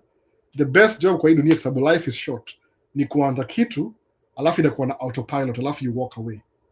Ukidu ile faceless channel is like you're an employee to your channel. You can't step away alafu ikumekia do. You have to be actively participating in the shorts. Do it make sense? Unless you grow large enough alafu hire somebody to do it for you, ubaya the next person may not have the same vision as you. Either anaweza supersede, succeed, ama iangushe. Kama channel moja ya best yangu alikuwa anafanya wasoka anamfanyia hizo vitu anawalipa. It became so successful. I was anafanya job kwa realize, wait a minute, why are we working for this guy? Alafu anatufanyia, and he's paying us, ni kama middleman. He's not doing anything. Walimwabana kwa channel yao kando. So it never works. So you have to be trending every week. Ili kama kwa full-time job, which is not either passive income, ni active income. Me, I'm not even looking for income up at Maisha States. Me, mudu ile passion, kama something I love doing, kurecord video. But the video zangu zote nisha make. Unless delete by accident, niko nazo bado. Move by storage, extra storage kuzikeep tu. Zikipotea bahati mbaya, but I still have them anyway. So extras. But when you land a good idea, they really pay well. That's good. That's my evil. I would urge anyone willing to start, just start. Skill amesema. Hata kama uta make mistakes. If you're not failing, you're not even trying. So try alafu fail. At least you'll try. You'll walk away with something. Itakuwa significant. Kama tumeaje, kama Myron Golden katumia vitu za propaganda na Guru Visuals in the last week at Myron Golden. Amekuwa accused na vitu mingi, by the way. This is what happens. The more successful you are, along the way utapick my haters. Sawa. Kuna msee fulani alibuy ile course ya Myron Golden.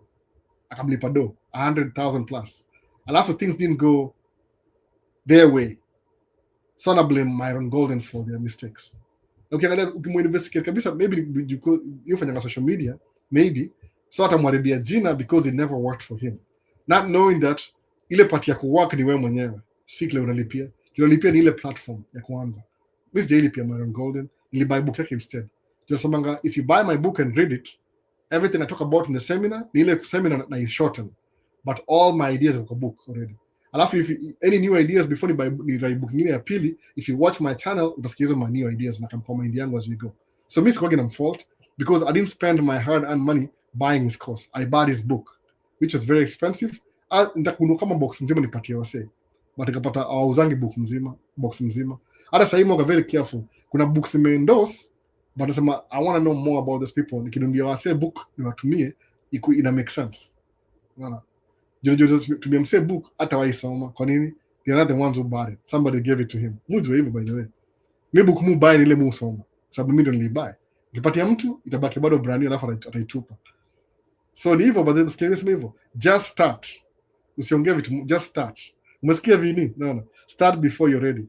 Hivyo Vini. Just start. Vini ashaanza already. No, ashaanza. So tuendelee hapa hivi kwa training 254 Rasta Bahrain. Ambia watu design ya kufika Bahrain. Tuchanuane. Atakwambia enda kwa channel yake, enda kwa Rasta Bahrain TikTok. You post mostly TikTok. Enda huko hivyo utampata huko. Sometimes usiulize mse kwa live. Yuko na kuna machannel ngani kama sahi X Shorts. Sikujua kama X Shorts ni channel. Anasikiza kama mnyamaza tu. Na Saturday niko very curious. Na itafuta X Shorts. Nikaiwatch. Alafu stam criticize, ndio 7 criticize. Na itafuta nikaiwatch. So start before you're ready. So trending. Enda kwa TikTok utapata Rasta wa Bahrain. Kuna video kadhaa huko hivyo. Alafu sometimes ile nobody has ever asked him that. So atajuaje kama mtu hajaimuuliza? Mwambie alafu atakwambia. Muone hivyo sasa. So tuendelee. Labda sitaingia TikTok by the way. Bali naisha in 40 minutes. Sitaingia kwa too late. Labda ningia kidogo tu mwambie, ni aje nimerudi. So kaka Jamo, ni aje albo long time, happy to be back. Karibu bwana, karibu sana kaka Jamo. So Nomad 254. Are those lakes man-made? No, they're not man-made. Minnesota iko hivyo by the way. Kuna so many water ni hivi place ina freeze. Unajua hiyo ice ni maji. Ni maji by the way. Ni lakes. Ni kama Minnesota iko hivi, the best idea is our fly tafuta wapi. Kuna angalia map ya Minnesota by the way. To the north tuko na Lake Superior, the largest freshwater lake in the world. Lake Victoria number 2. So Lake Superior somewhat you imagine ndio flow kwa Mississippi. Somewhat kuna ma tributaries. Bona sasa Lake Superior. Ukiangalia Lake Superior ni kama ni ocean in a way. So you freeze pia Lake Superior. So in land kama very swampy. Hata miti famous in Minnesota ni pine trees. Zile mrefu zile za winter zile. Adaptation ya weather. Sawa. Kuna other trees pia hizo shed leaves. So usikia Minnesota timber wolves. Timber wolves is an actual wolf. Inaishi kwa timber. Yani timber ni mbao, ile mbao, timber wolves. So ile wolf inajificha kwa forest. North of Minnesota kuna so many forests. That's kuna ile legend fulani itongaje kau JSK jina Minnesota itongaje. Nimesahau jina yake nikiongea. Man, lumberjack. Itongana ni jina yake ipotea. I had the name alafu ipotea immediately. Some itongaje? Blue ox and nimesahau jina yake. Ni look up actually it's a blue ox. Tiko TikTok moga nini blue ox and sasa ndio hiyo Paul Bunyan itonga Paul Bunyan and a blue ox akona ngazi ni kama a mystical creature itonga Paul Bunyan. Nishamekia video before Ble bro alikuwa hapa hivi kama 1 month old. Ndio ama ni drive huko tena. Tutaona tu. Ngoja kuna my brother-in-law. So yeah, ali move from that place. Anaishi Brainerd, kuna Lake Brainerd. Kuna ma lakes everywhere Minnesota. So iko swampy. So is it the land of 10,000 lakes. So there are so many lakes. Kwa nini nasema into lakes ni fresh water lakes. Ziko na tilapia by the way. Kama wewe ni mjasa mazee, kuna basi yangu moja mjasa anaishi Michigan. Hiyo joke yako mpaka leo, inside joke. Ati walikam sijui kumeet na say fulani Chicago. Akona magari za Kenya zimekam. Kuangalia license kuna Minnesota 10,000 lakes. Akasema, "Wow! Kuna how many lakes in Minnesota? 10,000. I'll scale move Minnesota the next month. That's not the reason why, but simu ndio hivyo. Hajaitoka Minnesota mpaka leo. Juu kuna tilapia kwa hiyo lakes, fresh water lakes. Lakini one of the biggest fish hapa Minnesota kwa lakes ni walleye. Walleye. Kama walleye. Walleye. Macho. Walleye. So ni kama tilapia, basi ka tilapia. Sijui kashikula walleye, nishikula walleye. Sawa. Nataka kumekia story it makes sense by the way. Kabisa. So hizi lakes exist. They just exist. Si man-made, they exist. Zile ziko man-made zina pond.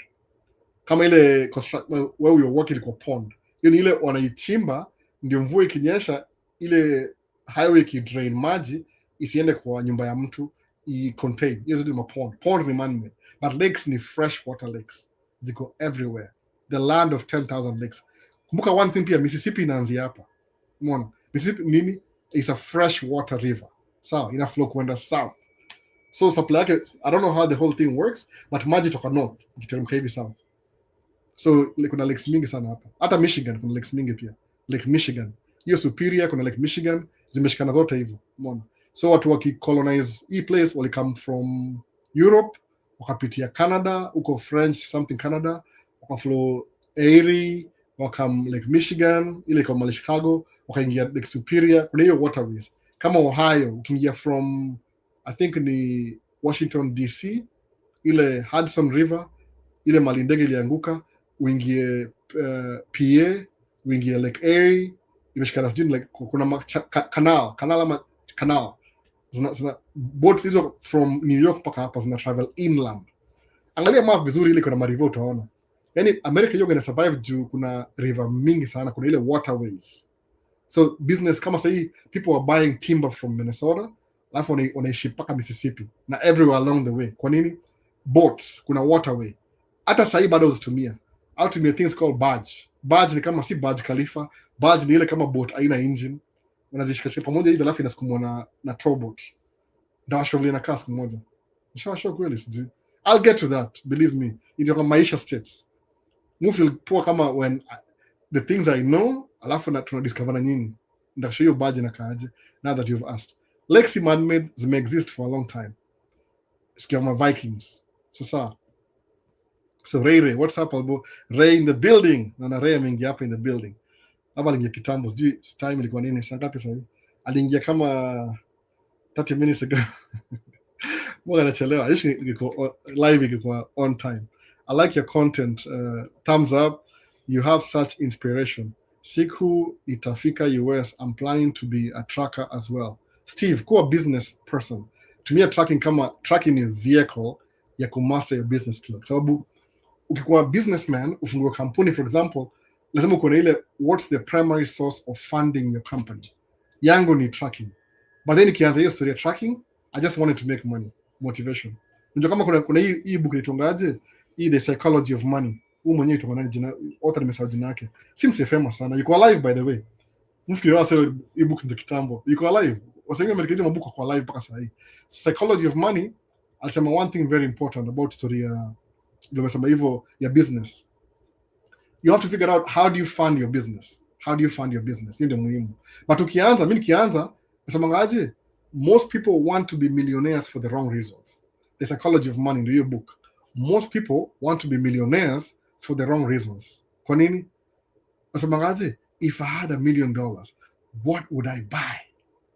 Whew. Lamborghini, Ferrari. So you're thinking of $1 million in terms of how will I spend it? Meaning, you have to investment. You want to get it, itakuwa easy come. Suppose somebody gives you 7 million right now. Would have spent 1 million every year. By 7 years, utakuwa broke. Kwa nini? Because you're thinking of how you're going to spend it. The best millionaire ni yule, you have $1 million and you're not spending it. That's what I would do, by the way, at this point. Maybe it's difficult kabisa. Maybe kuna small thing. It's just tiny little details. I have to.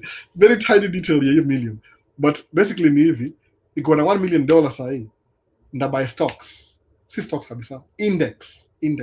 Stocks. Index. Specifically index. Sababu unapoa pesa, you make money every year.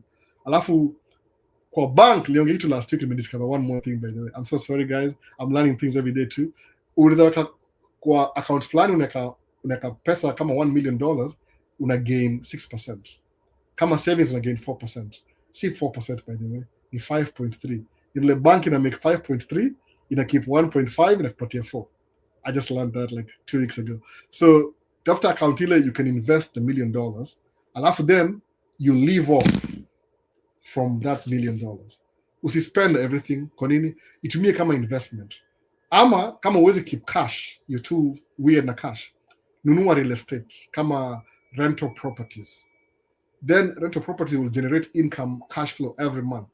Then the cash flow from the rental property is what you will spend to buy your Ferrari. Muona sasa? Kwa nini? Kwa sababu as long as hii nyumba ina exist, you'll have cash flow. You can afford your Lamborghini. Hata kama payment in 10,000 per month. If that's your thing, I don't think I can spend 10,000. Lamborghini nabweka nayo the first. Nishaenda hizi makasho. Kuna mse fulani muhindi kabisa, muhindi, Indian. Alikuwa na Lamborghini, nasema kama 4 hivi. So, kudiscover hiyo story ya Supercar Saturday ilikuwa last year, 2023. Akona kama pink Lamborghini. Pink Lamborghini, angalia utaiona hiyo pink Lamborghini ni kwa yake. Akamna orange Lamborghini. Akamna orange Lamborghini ile truck.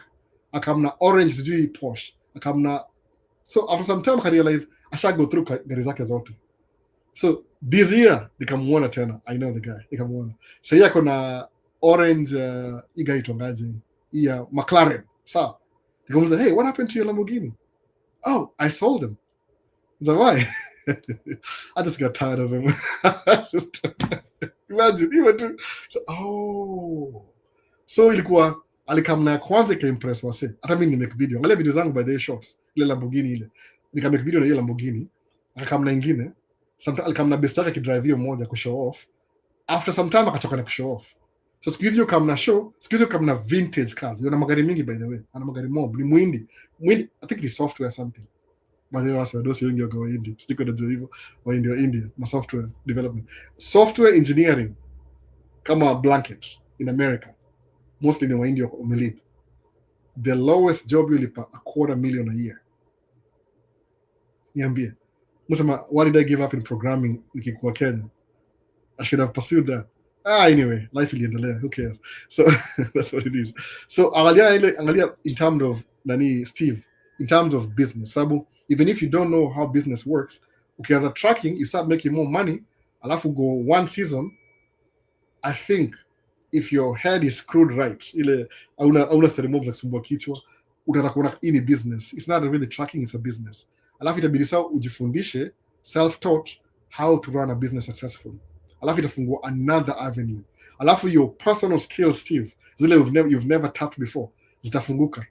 Then utaanza kudu vitu zile naumse. Angalia mrasta Bahrain anauza coffee. I think he always had this thing in his head. Ile tu akupata opportunity ya kuexploit. Wase brain yenyewe ni kubwa kuliko any computer in the world. Usishangae sana. Whatever ile environment yako ina kuinfluence in certain ways, ujalana ku tap into your resources, utashangaa. No. It's always the one thing ina kuset aside. No, you can be happy, you'll fail 99 times. One thing itakutoka na kwa hiyo shida yote hiyo. It's always the one thing. So usiogope kufail. You'll fail 99 times, but you only need one time to succeed. Na hivyo. Na ni ukiangalia kama example ya basketball, kama tuseme Kobe Bryant, the shots he missed ni more than the shots he made, by the way. Kwa sababu from his career yote, na ungejua Kobe Bryant yote mambo mentality. Before najua kuna shida ya kucheat on his wife, but hiyo ni story nyingine. We don't discuss that anymore. Hiyo ni story yake hiyo. Hata Bill Clinton was one of the best presidents in America, pia alikuwa na story yake saga na Monica Lewinsky. So hizo ni personal, we don't care about that. That's almost among ile kuna demo kana ningilia ni aje albo mambo za LGBTQ. I don't care about your personal life. Tuongee ile the general aspect. Ile somebody can learn from it. Umeona? Bill Clinton alikuwa the best president in America. Alimaliza government without a deficit. Alipay off deni yote ya America. Na alicreate jobs. Okay, incoming Bush akaribu everything in 8 years. Obama kama kataka kurebuild, haikuwa na kademo ikamkwa Trump, tena karibu everything. Sasa mimi navotia na Trump juu economy. Do you make $400,000 a year? No, I don't. then you don't need a Republican president. If you make less than 400,000, you don't need a Republican president. But if you make over 400,000 a year, then you need a Republican in office, because you'll be a millionaire within 4 years. But if you're less than that, vote a Democrat, or create employment, or to shut down the Department of Education. Understand evil. Kama mjui hizi vitu, I don't know what to do. I don't know how to help you. Na si politics, by the way, ni ile tu trivia. So rich people wanna prefer Trump. Poor people, una pretend una prefer Trump. I'm so sorry. It's gonna hurt you. It's gonna hurt your feelings. Especially Sai. He has no Fs to give. Sababu technically, unless we change rules, is only for one term. Hii ni kama ile lame duck. Alikuwa president the first time, alikuwa scared. Sai all the dreams are nafikiria afanye second term, and lose last time to Biden. That's why you're so bitter. So sasa amerudi sai, atafanya everything he ever wanted. They are talking. Amekile impact yake. So ajakama hapo kumekatia ati the small man, please. He doesn't care. Kabisa. Mimi naambia dini yake kwanza iko transfer of wealth. Alitaka transfer wealth yake to his kids bila kulipa ile estate tax. Ama ile nitongaji ile nyingine, ile bado ina exist ile capital gains tax. See what that means?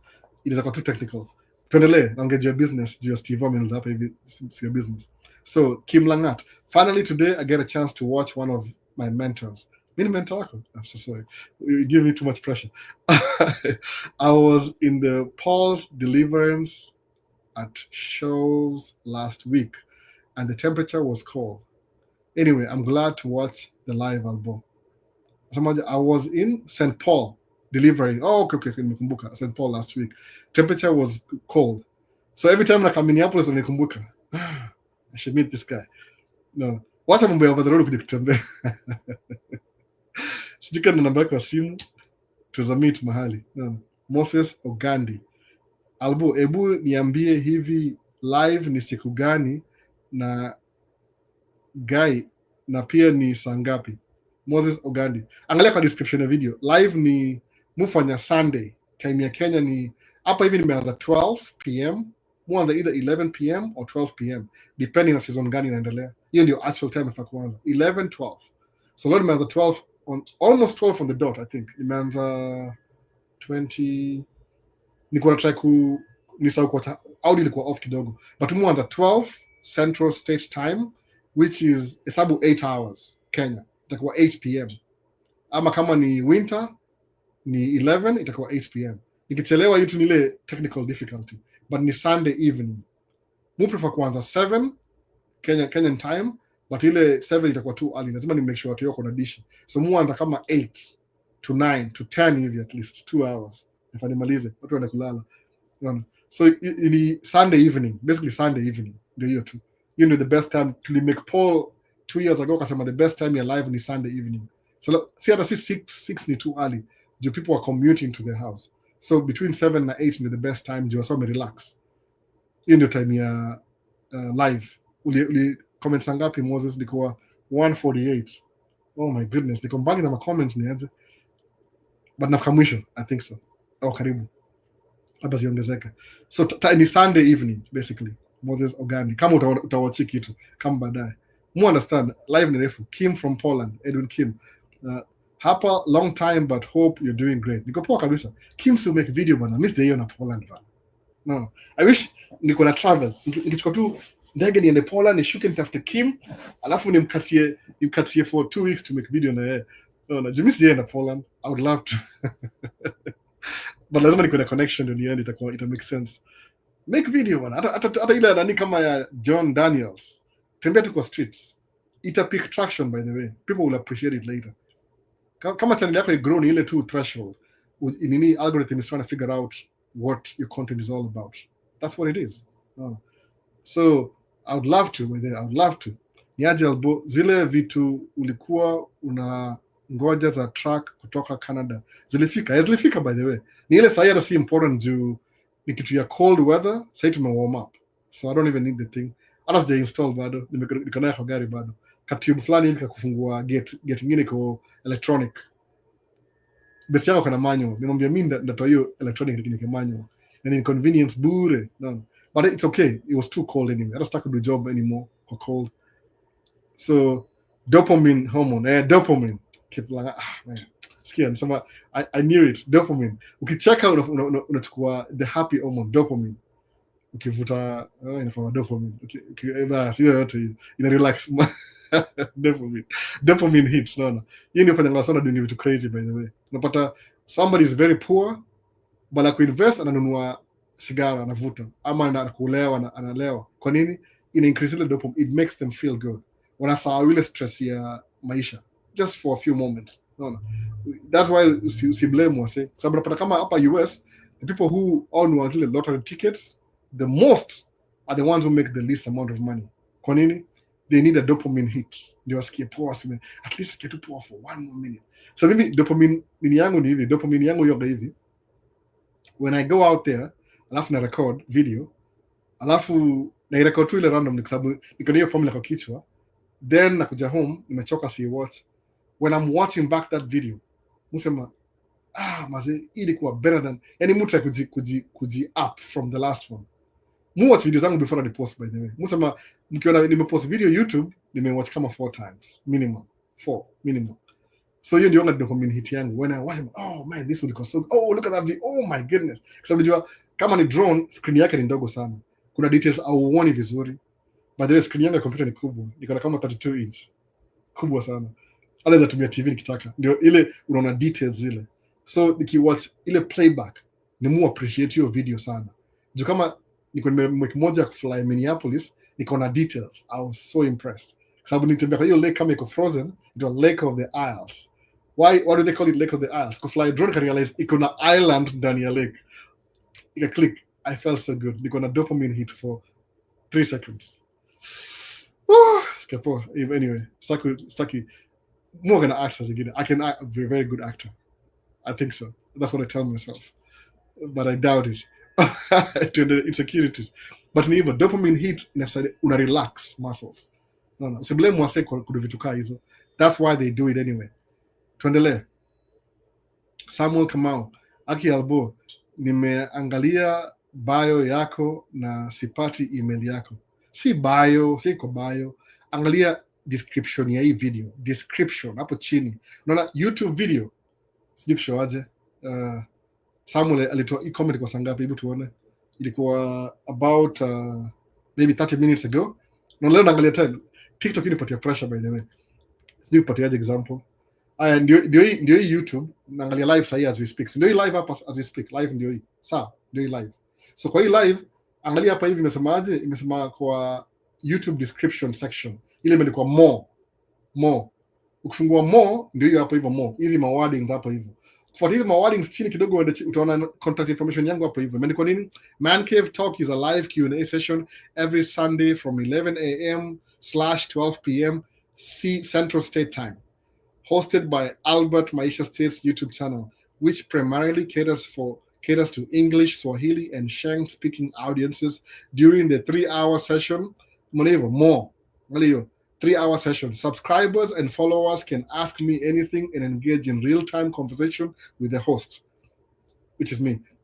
I'm somebody else who let them bring konini.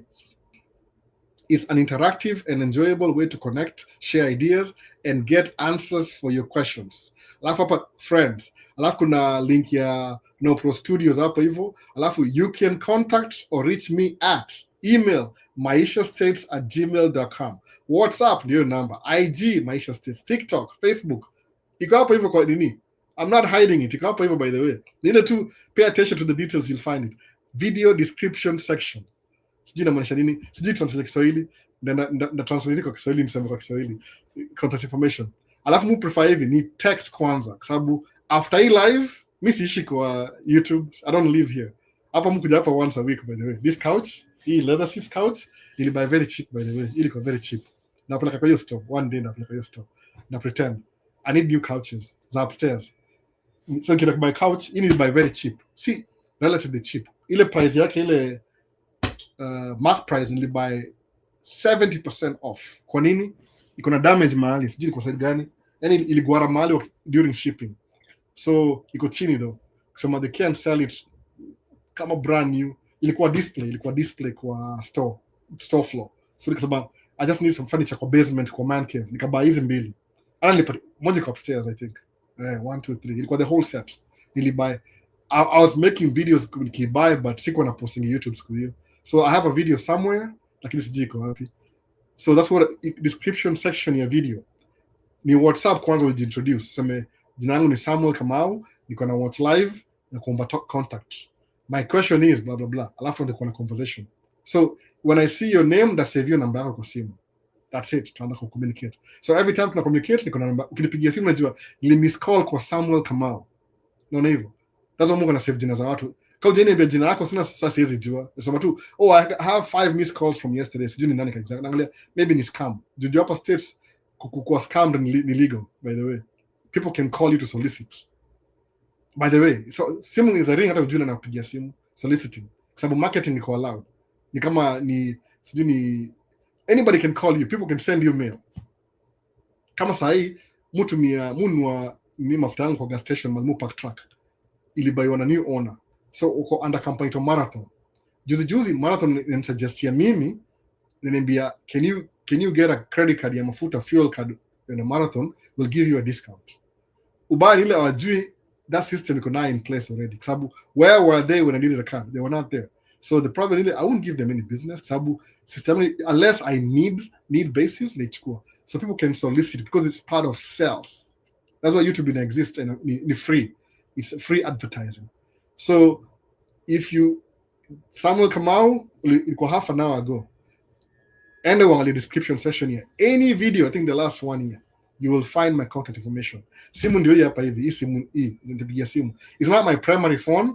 Just sometimes when I need to focus, mu flip hivi upside down. Just ni interrupt kama na do job. Sababu job ndio at the end of the day mini small business owner truck driver. Naona. Na familia, niko na mortgage, niko na watu wako chuo, private school. So that's the most important thing sahi. YouTube ni kama part-time thing, which I love by the way. If I had a choice, I would do this full time. Kama money ain't a thing, you gotta do YouTube full time. You gotta collaborate with big creators. Come in and make sense. I don't know how big they are. Sabu YouTube, somebody is big this year, next year go flat. No. So ndio hiyo basi. Sasa Samuel, ni text kwanza na jina yako, introduce. Hey, my name is, because you probably see me, you feel like you know me, but you can introduce me, jina langu ni Samuel Kamau, niko hapa na hapa na hapa, unanipatia context. Kama sasa tuliongea na mrasta wa Bahrain na jina yake real ni nani, but ile mimi mrasta wa Bahrain jina channel yake, yani ile jina hiyo si jina official, but tunajuana, no, so communicate. So it feels good by the way, real friends. So nitumie message alafu tuongee. It doesn't matter where you are, kama uko hapa tutaongea, tunakwambia. Mimi si ati ni complicated. Maybe nakaa nimevaa shati mpya, hii shati iko very cheap by the way. Ni Chicago Bulls hapa ni Minnesota. What do you think? Itakuwa cheap? I think it'll buy $15. I don't know, is tumia mtu by the way akitaka. Si sawa either.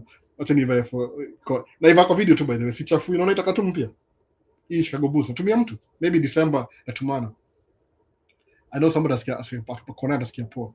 Juini memory ya Chicago Bulls ikikuwa young. Tuendelee vini. Are there hippos in Minnesota? No, there's no hippos. Baridi. Kuna birds most of the time, you know, Canadian geese. Ni kama ducks hivi, lakini zinaitwa geese.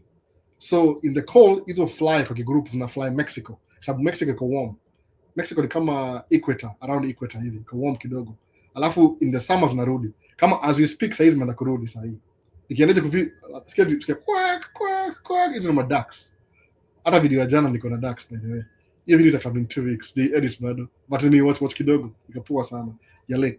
There's no hippos. Hippos takuwa maybe in terms of America, labda takuwa Amazon forest. Huko mid America huko Nicaragua, Colombia, huko chini huko. Hata si huko Brazil maybe. But hapa ni baridi, it's too cold for hippos. Labda kwa zoo watakuwa naye, but zoo iko heated. Iko heated kabisa. So Nelson Mungare, the cold water does not get warm if you jump late. The cold water does not get warm if you jump late. I don't know what that means. Ni quote. So ni tafsiri bana, ni understand context please. Nelson Mungare, sika bado huko. Ilikuwa 2:07. Sasa inaangalia time. Niko na TikTok, hiyo ni changanisha akili sana, multitasking. Na sasa nasikia poa niko tu kwa channel moja. but nabonga na TikTok baadaye. So GSK Paul Banyan or such, yani Paul Banyan, jina lipotea. So labda ikaongea juu nini ile, hiyo ndio story ya Minnesota hapa hivi. Msako na axe ku chop down my trees. That's what most of the houses in America, they are made of wood.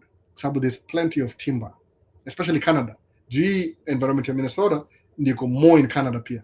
So kuna so many trees za kuuza. Lamba yo toka Canada na train. Ndio amekiza video by the way. Wacha sama ifike. Nataka kudu vitu different from truck driving. Very different this year. Itakuwa poa hivyo. At least this year ni kama resolution. It always works. So namrasa Vincent, they can not survive this baridi iko mob sana. Ya wapi yuko ya Bahrain? Kuna baridi Bahrain? Wanaongea. Oh, Hippo. Sasa wanaongea Hippo. Hello, Shama here from Qatar. Shama Katex. Karibu bwana. Paka naona hiyo picha. So next ni gani hapa hivi? Na Albo truck second hand ni how much? It depends by the way. It depends. Siwezi kuambia. It depends. Uzapata mzuri, uzapata mbaya. It depends. Iko na range. Unaweza sema ni 10,000 upate ulidanganywa ni piece of whatever. Alafu upate ni 40,000 na pia ni piece of. Upate 30,000 is the best truck you'll ever buy. It depends by the way. Juu truck second hand ama ile used, sita used hapa hivi. Inamaanisha hata hizo kwa second hand, ama third hand. Used ni ile somebody ame drive, kama sasa mimi nikuuzia truck yangu. Nilibuy kwa mtu, nimeitumia for 2 years, nikuuzia wewe. Ni used. So it depends how well was I maintaining it. Did it cost me some money ama nilikuwa na run down to, nilikuwa naitumia sitengenezi. So it depends on the maintenance record. Kama iko na good maintenance record, ita survive long. Kama iko na bad maintenance record, too bad. Itakusumbua kichwa sana. You'll be spending more money than you make maintaining it. Hiyo ni game chafu sana hiyo. That's what I was when nikianza tracking. Nilianza na track moja mbaya, yani ilikuwa poa for 1 year. Nikidrive kama dere. Kuinunua hivi after 6 months ikataka ku break down. Ili break down for the next, nilikuwa na 4 years. Ili break down for the next 4 years. Every season kuna issue na nini, which nilikuwa listed kama very unreliable na kampuni. When I bought a really good truck used, nilimake dough mbaya 2015. Ni buy your truck 2011. So 11, 12, 13, 14, 15 ilikuwa one of the worst trucks I've ever had. Ka 4.5 years. Ilikufa August 2015, ikanunua truck August. Hiyo August paka December I made so much money that I've ever made before. Kwa nini? Because I wasn't paying anybody anything.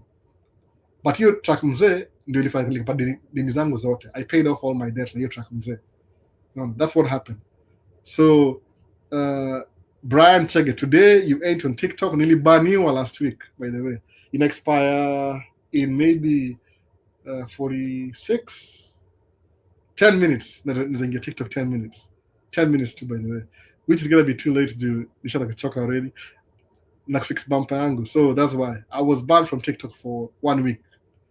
Somebody aliniuza swali clickbait ya politics, nikaongea.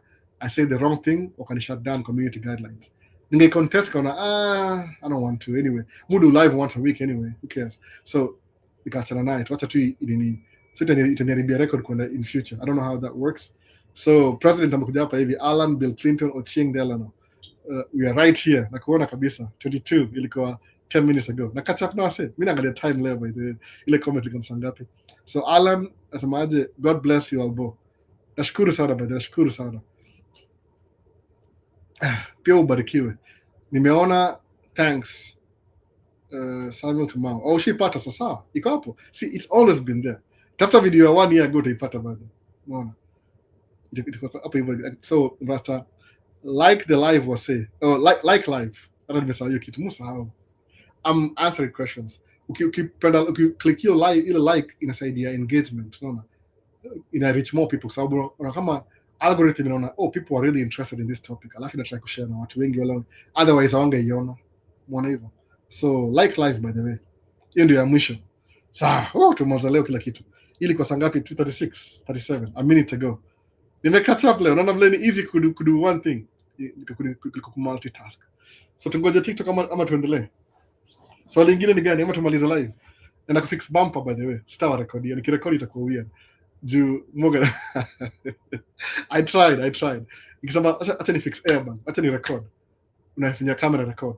alafu naingia pale chini, bolt moja inakata kufunguka, alafu na cast nafanya nini na vuruga. Oh, I was recording. Alafu siwezi share juu ina repair si movie friendly, ni unpredictable.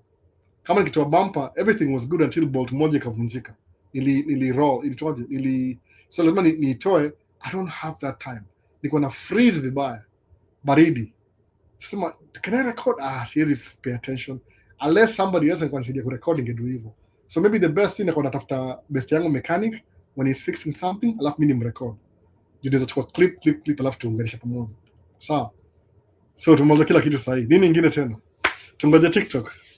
Unaona multitask ni shida. Sasa niko na swali kama 15 za TikTok hivi. Umeona? So ni 2:38, tumekuwa hapo for 2 hours 15 minutes. TikTok inafunguka in Ultima 46. So in what? Itakuwa in a couple of minutes. Michael ameuliza swali moja hapa, nimeona ki update. Vipi Albo, coming in late today. I was held up a little. I will review the video from the start. So sawa, itadu hivyo kwa sababu nini? Mu record ile live ile nitwaje? Kila ni watch live tena, jumui watch tena. Napata ile video quality. Okay, sound is kwa poa, natumia microphone hapa. I can do better by then na improve pia this year. Because the whole idea ilikuwa I wanted to use the equipment that I have. Kudunae kitu. So now that nimesha justify nimetumia hizi microphone, ndabai microphone nyingine poa, maybe ile wireless. Ile kuna niongee hivi directly. Wireless alafu na plug in kwa Rode. Niko naye? Sina. Lazima kwa very high quality. Ile kama ya conference hivi. Juizo ni kama transmission ifakuwa very high. Si 2.4 labda 5 point double 2.4 4.8 kitu kama 5 point something. Itakuwa poa sana hivyo. Ina transmit at very high frequency. Alafu niko na iva hapa hivi, alafu ina transmit directly kwa wirelessly, itakuwa poa hivyo. Sasa nimevaa mawaya ni aje? DJI ndio imeficha hapa between Chicago Bulls, alafu lavalier ndio hii hapa. Hii ni backup recording. Zoom. So iko hapa hivi. So like Albo imekuwa yes, ni WhatsApp. So TikTok inafaa kuanza na 6 minutes. Sasa watani allow najaribu. So ilikuwa hivyo. So nimetry to make video mobs naenda out. At least najaribu. Nataka keep up. One of my favorite lakes ni Lake Demarcus. So many activities will happen huko. So gonna marathon, 5K, boats, nini. So I'll give myself excuses for kudo vitu nikienda huko hivyo kila weekend. Mpaka to figure out how to make nini vlogs na kila kitu nono. So review the video from the start. Ulikuwa msika kama nini? Tumemaliza. Favorite Paula sama nini? Hello, about tapping in. So sawa, nini ngine nimemaliza? Sijaboka kitu yote ngine gani ngine. TikTok nilibaniwa last week. Hiyo niko sema hivyo. Alafu na video moja ya usiku sijui kanda post. Nilikuwa na drive from Minneapolis hapa hivi mpaka Albert Lee. Albert Lee ni town moja iko south karibu na Iowa border. Kuchukua part. Yani hiyo ndio the only dealership ya Volvo ilikuwa na hiyo part. Walikuwa na sijui one in stock. Nikamwambia hata nilipia sahi. So I drove then nikachukua part. Alafu I was supposed to drive back, nikaona I've never really seen this city. Ile kama sina time. Mostly more drive past Albert Lee. So this time nikasema let me stop and smell the roses. Nikaenda one of their biggest karibu na downtown yao Main Street. Wako na lake moja ndogo hivi. Nikafly drone hiyo area, amphitheater, nini. Sijawatch hiyo video yote but hope video iko worth kupost. Nikadu the same thing, ile drone inanifuata. Liko evening. Siku drone kufuata mzee wasa wanachanganyikiwa. What are you doing? Watazoea anyway. So nika make video.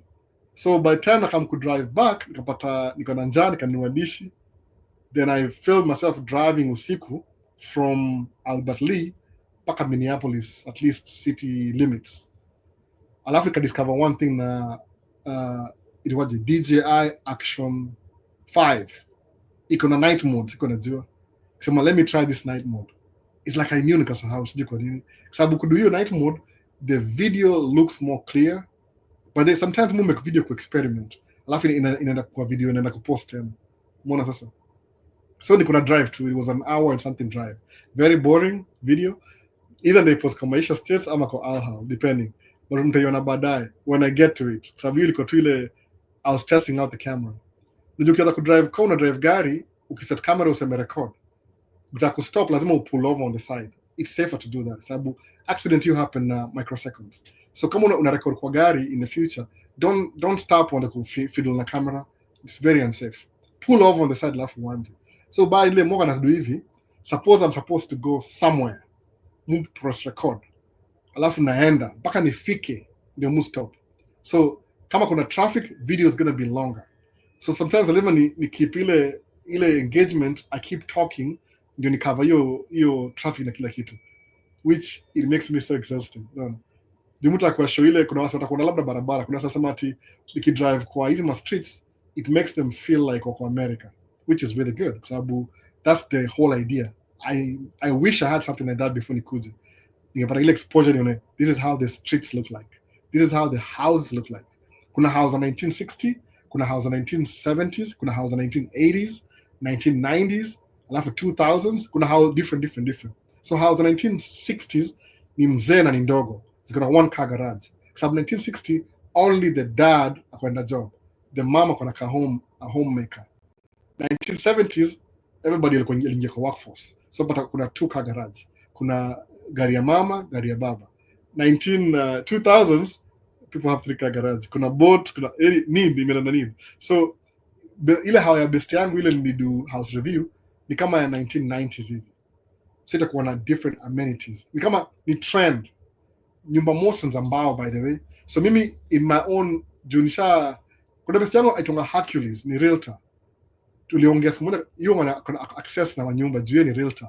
Realtor ni mtu yuza manyumba, real estate. So nikaongea naye kama hivi, let's do this.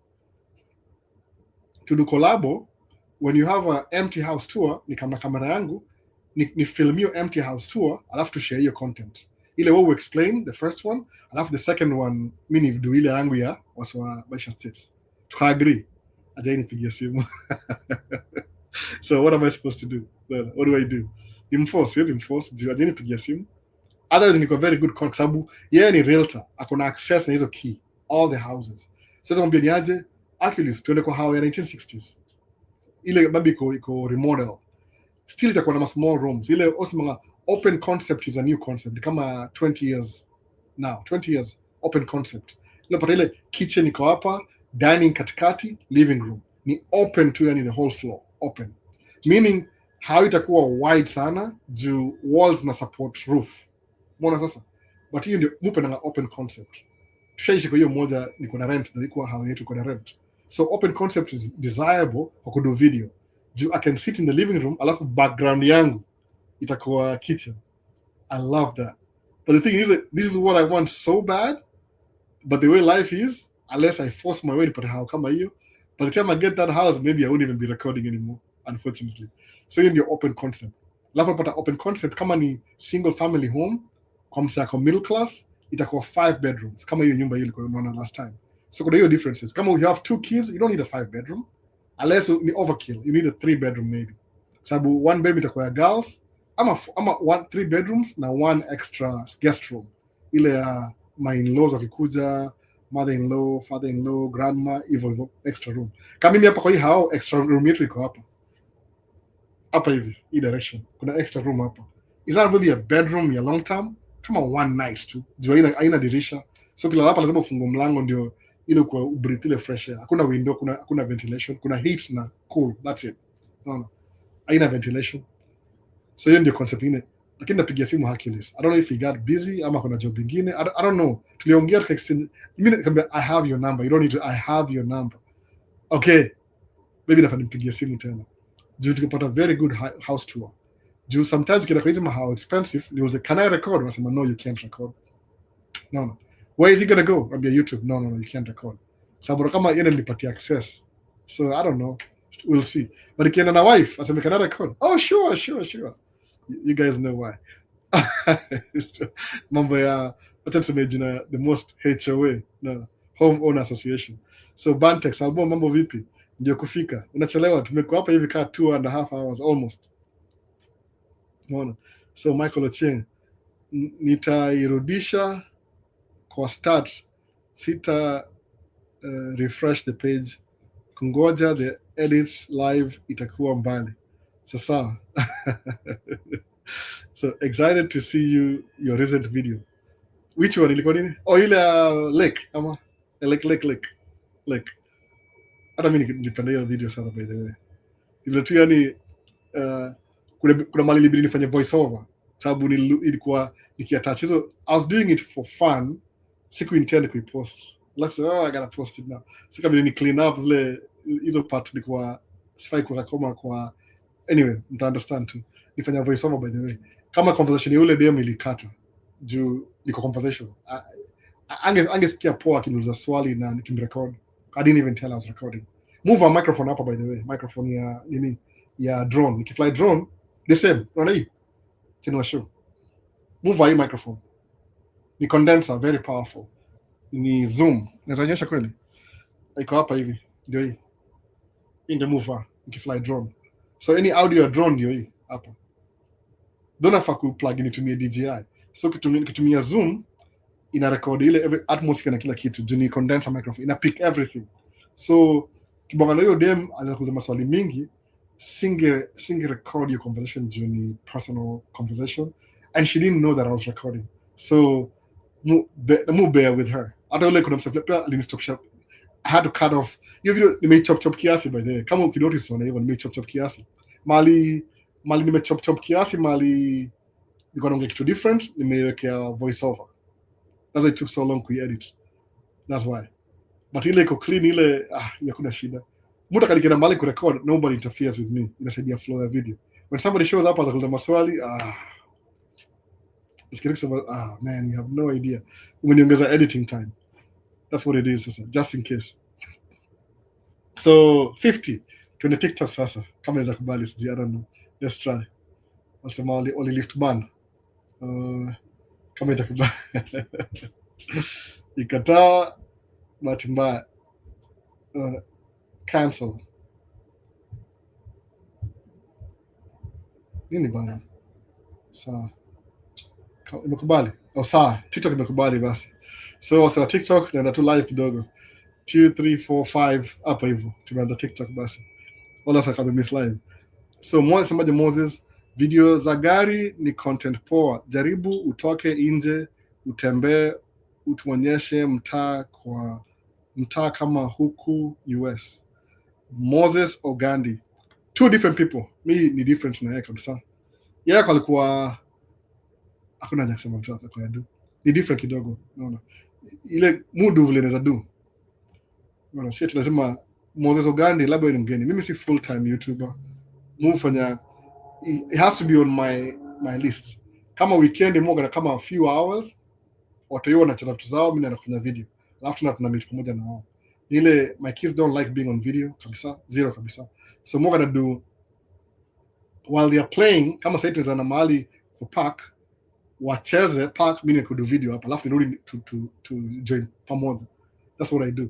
Kile nimekza magari na weekday I'm making money. Unaona? Alafu ile the way I make money Moses Ogandi, kama wewe ni mgeni, that is the way mtu anza pesa kama Monday through Friday. YouTube isn't lipa hiyo though, unfortunately at this moment. I have to work hard YouTube before nifike hiyo status. But since niko na hiyo pesa already, I'm not so motivated to watch my bread and butter could do video which doesn't pay me any money. So naipatia a fraction of that. Lazima line up na schedule yangu.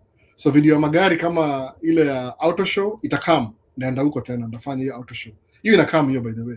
But depending hope watu hiyo watakuwa wagonjwa. Moses, naelewa. Ile magari ilikuwa poa. Hata mimi muenda huko by the way. Kama last time nienda kwa auto show, nika record but I never posted anything. Kwa nini? Ilikuwa slow kiasi. It's not what I expected. Ilikuwa underwhelming in my conversation. But nikipata mtu mwingine kama tuko wawili na kwa more fun because mna interact. Sasa mmoja sijui natafuta mtu gani wa auto show. Unless nipate mtu kutoka ku interact. Ibra ilikuwa poa sababu ilikuwa Ibra can do things, alafu mimi nimrecord. No. I didn't have to be on the camera. That's what. But in the auto show iko April next month. Tuko nini? Tuko March. Iko next month. towards the end 27th. Next week kuna ile bike show, ile last year nienda bike show next week, so na try kwenda bike show next week, na try, hopefully everything works out, hakuna mtu mgonjwa kwa nyumba. Nimeischedule ile bike show inakuja, so finally Albo tumerudi tukuone huku na YouTube. Nilikuwa banned TikTok by the way last week, that's why kama sa TikTok wanasema hivyo, so that's why Moses, but hiyo gari nakupeleka wewe, niambie ifanye hivi, nitumie tu ideas nisaidia, but siwezi kuwa na vlog ile on a daily basis kama Ibra kianza kwa full time. I think akona na do jobs sijui ilikuwa PM ama usiku, so ilikuwa mchana anaanza do video mchana alafu na do job usiku, so mimi job yetu ni mchana, we work during the day, hata sipandangi usiku. I tried usiku, liniumiza usingizi sana, I gained 10 pounds just working at night, siku nalala sasa. So maze TikTok maze tumechelewa leo, na kumaliza na wind up.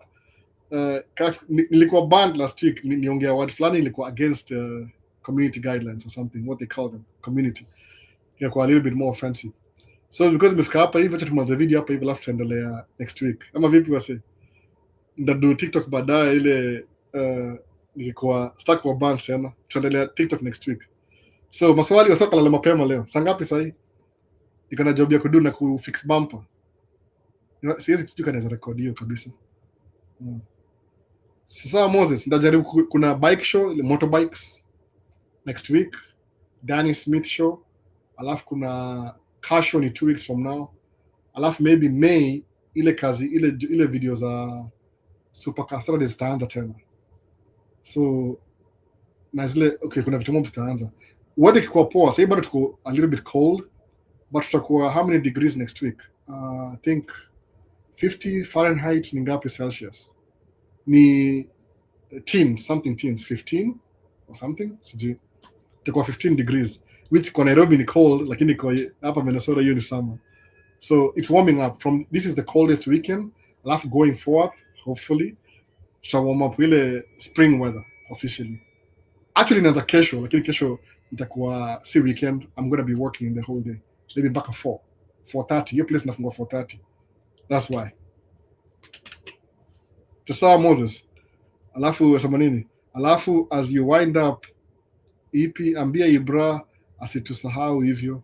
Siwezi mwambia anything, unajua mimi hata sikogi na mimi spokesman wa Ibra. When he was doing video nimwambiaje, aniambia anataka kuacha YouTube arudi TikTok full time. Nikamwambia Ibra sipo hivyo, these people who depend on you work kwa channel, understand hivyo. But ile kwa sha make up mind. I thought he was kidding. So every time nikamwambia come to do video, kama niko na mvuta, nikaona kama ajisikii, eventually akasleep away akawacha. So siku hizi do matito kadhaa, lakini sio bani ile, by the time he comes back lazima change content yake kidogo juu itakuwa irrelevant, sababu unapata watu washa move on. Mostly hiyo happen hivyo. That's also something hiyo ga temporary, history ya social media ni temporary. You're up, you're down. So unless you're making evergreen content, iko ile trending, utalose haraka sana. So wasema zenda maliza. Namaliza video hapa hivi. Na shughuli leo, na kufix bumper ya gari yangu. Niko job kesho. Na kuibolt kwa nini? Kwa track. Hiyo video ya bumper ndawashow maybe 3 weeks from today. Sababu kuna video mob hapa in between. Mimi sinanga editor, mu edit mwenyewe. So it takes so long before nipate video ile. Video zangu ziko kama 2 to 3 weeks late saa zingine. Saa zingine, si zote zingine. Zile kama ziko na multi camera nini. Alafu iko kwa busy. Nipata time kidogo na sneak in na edit moja na post. Sasa nashukuru sana YouTube na TikTok kidogo tu, alafu nimalize. Tumalize YouTube. Anything else? End session hapa.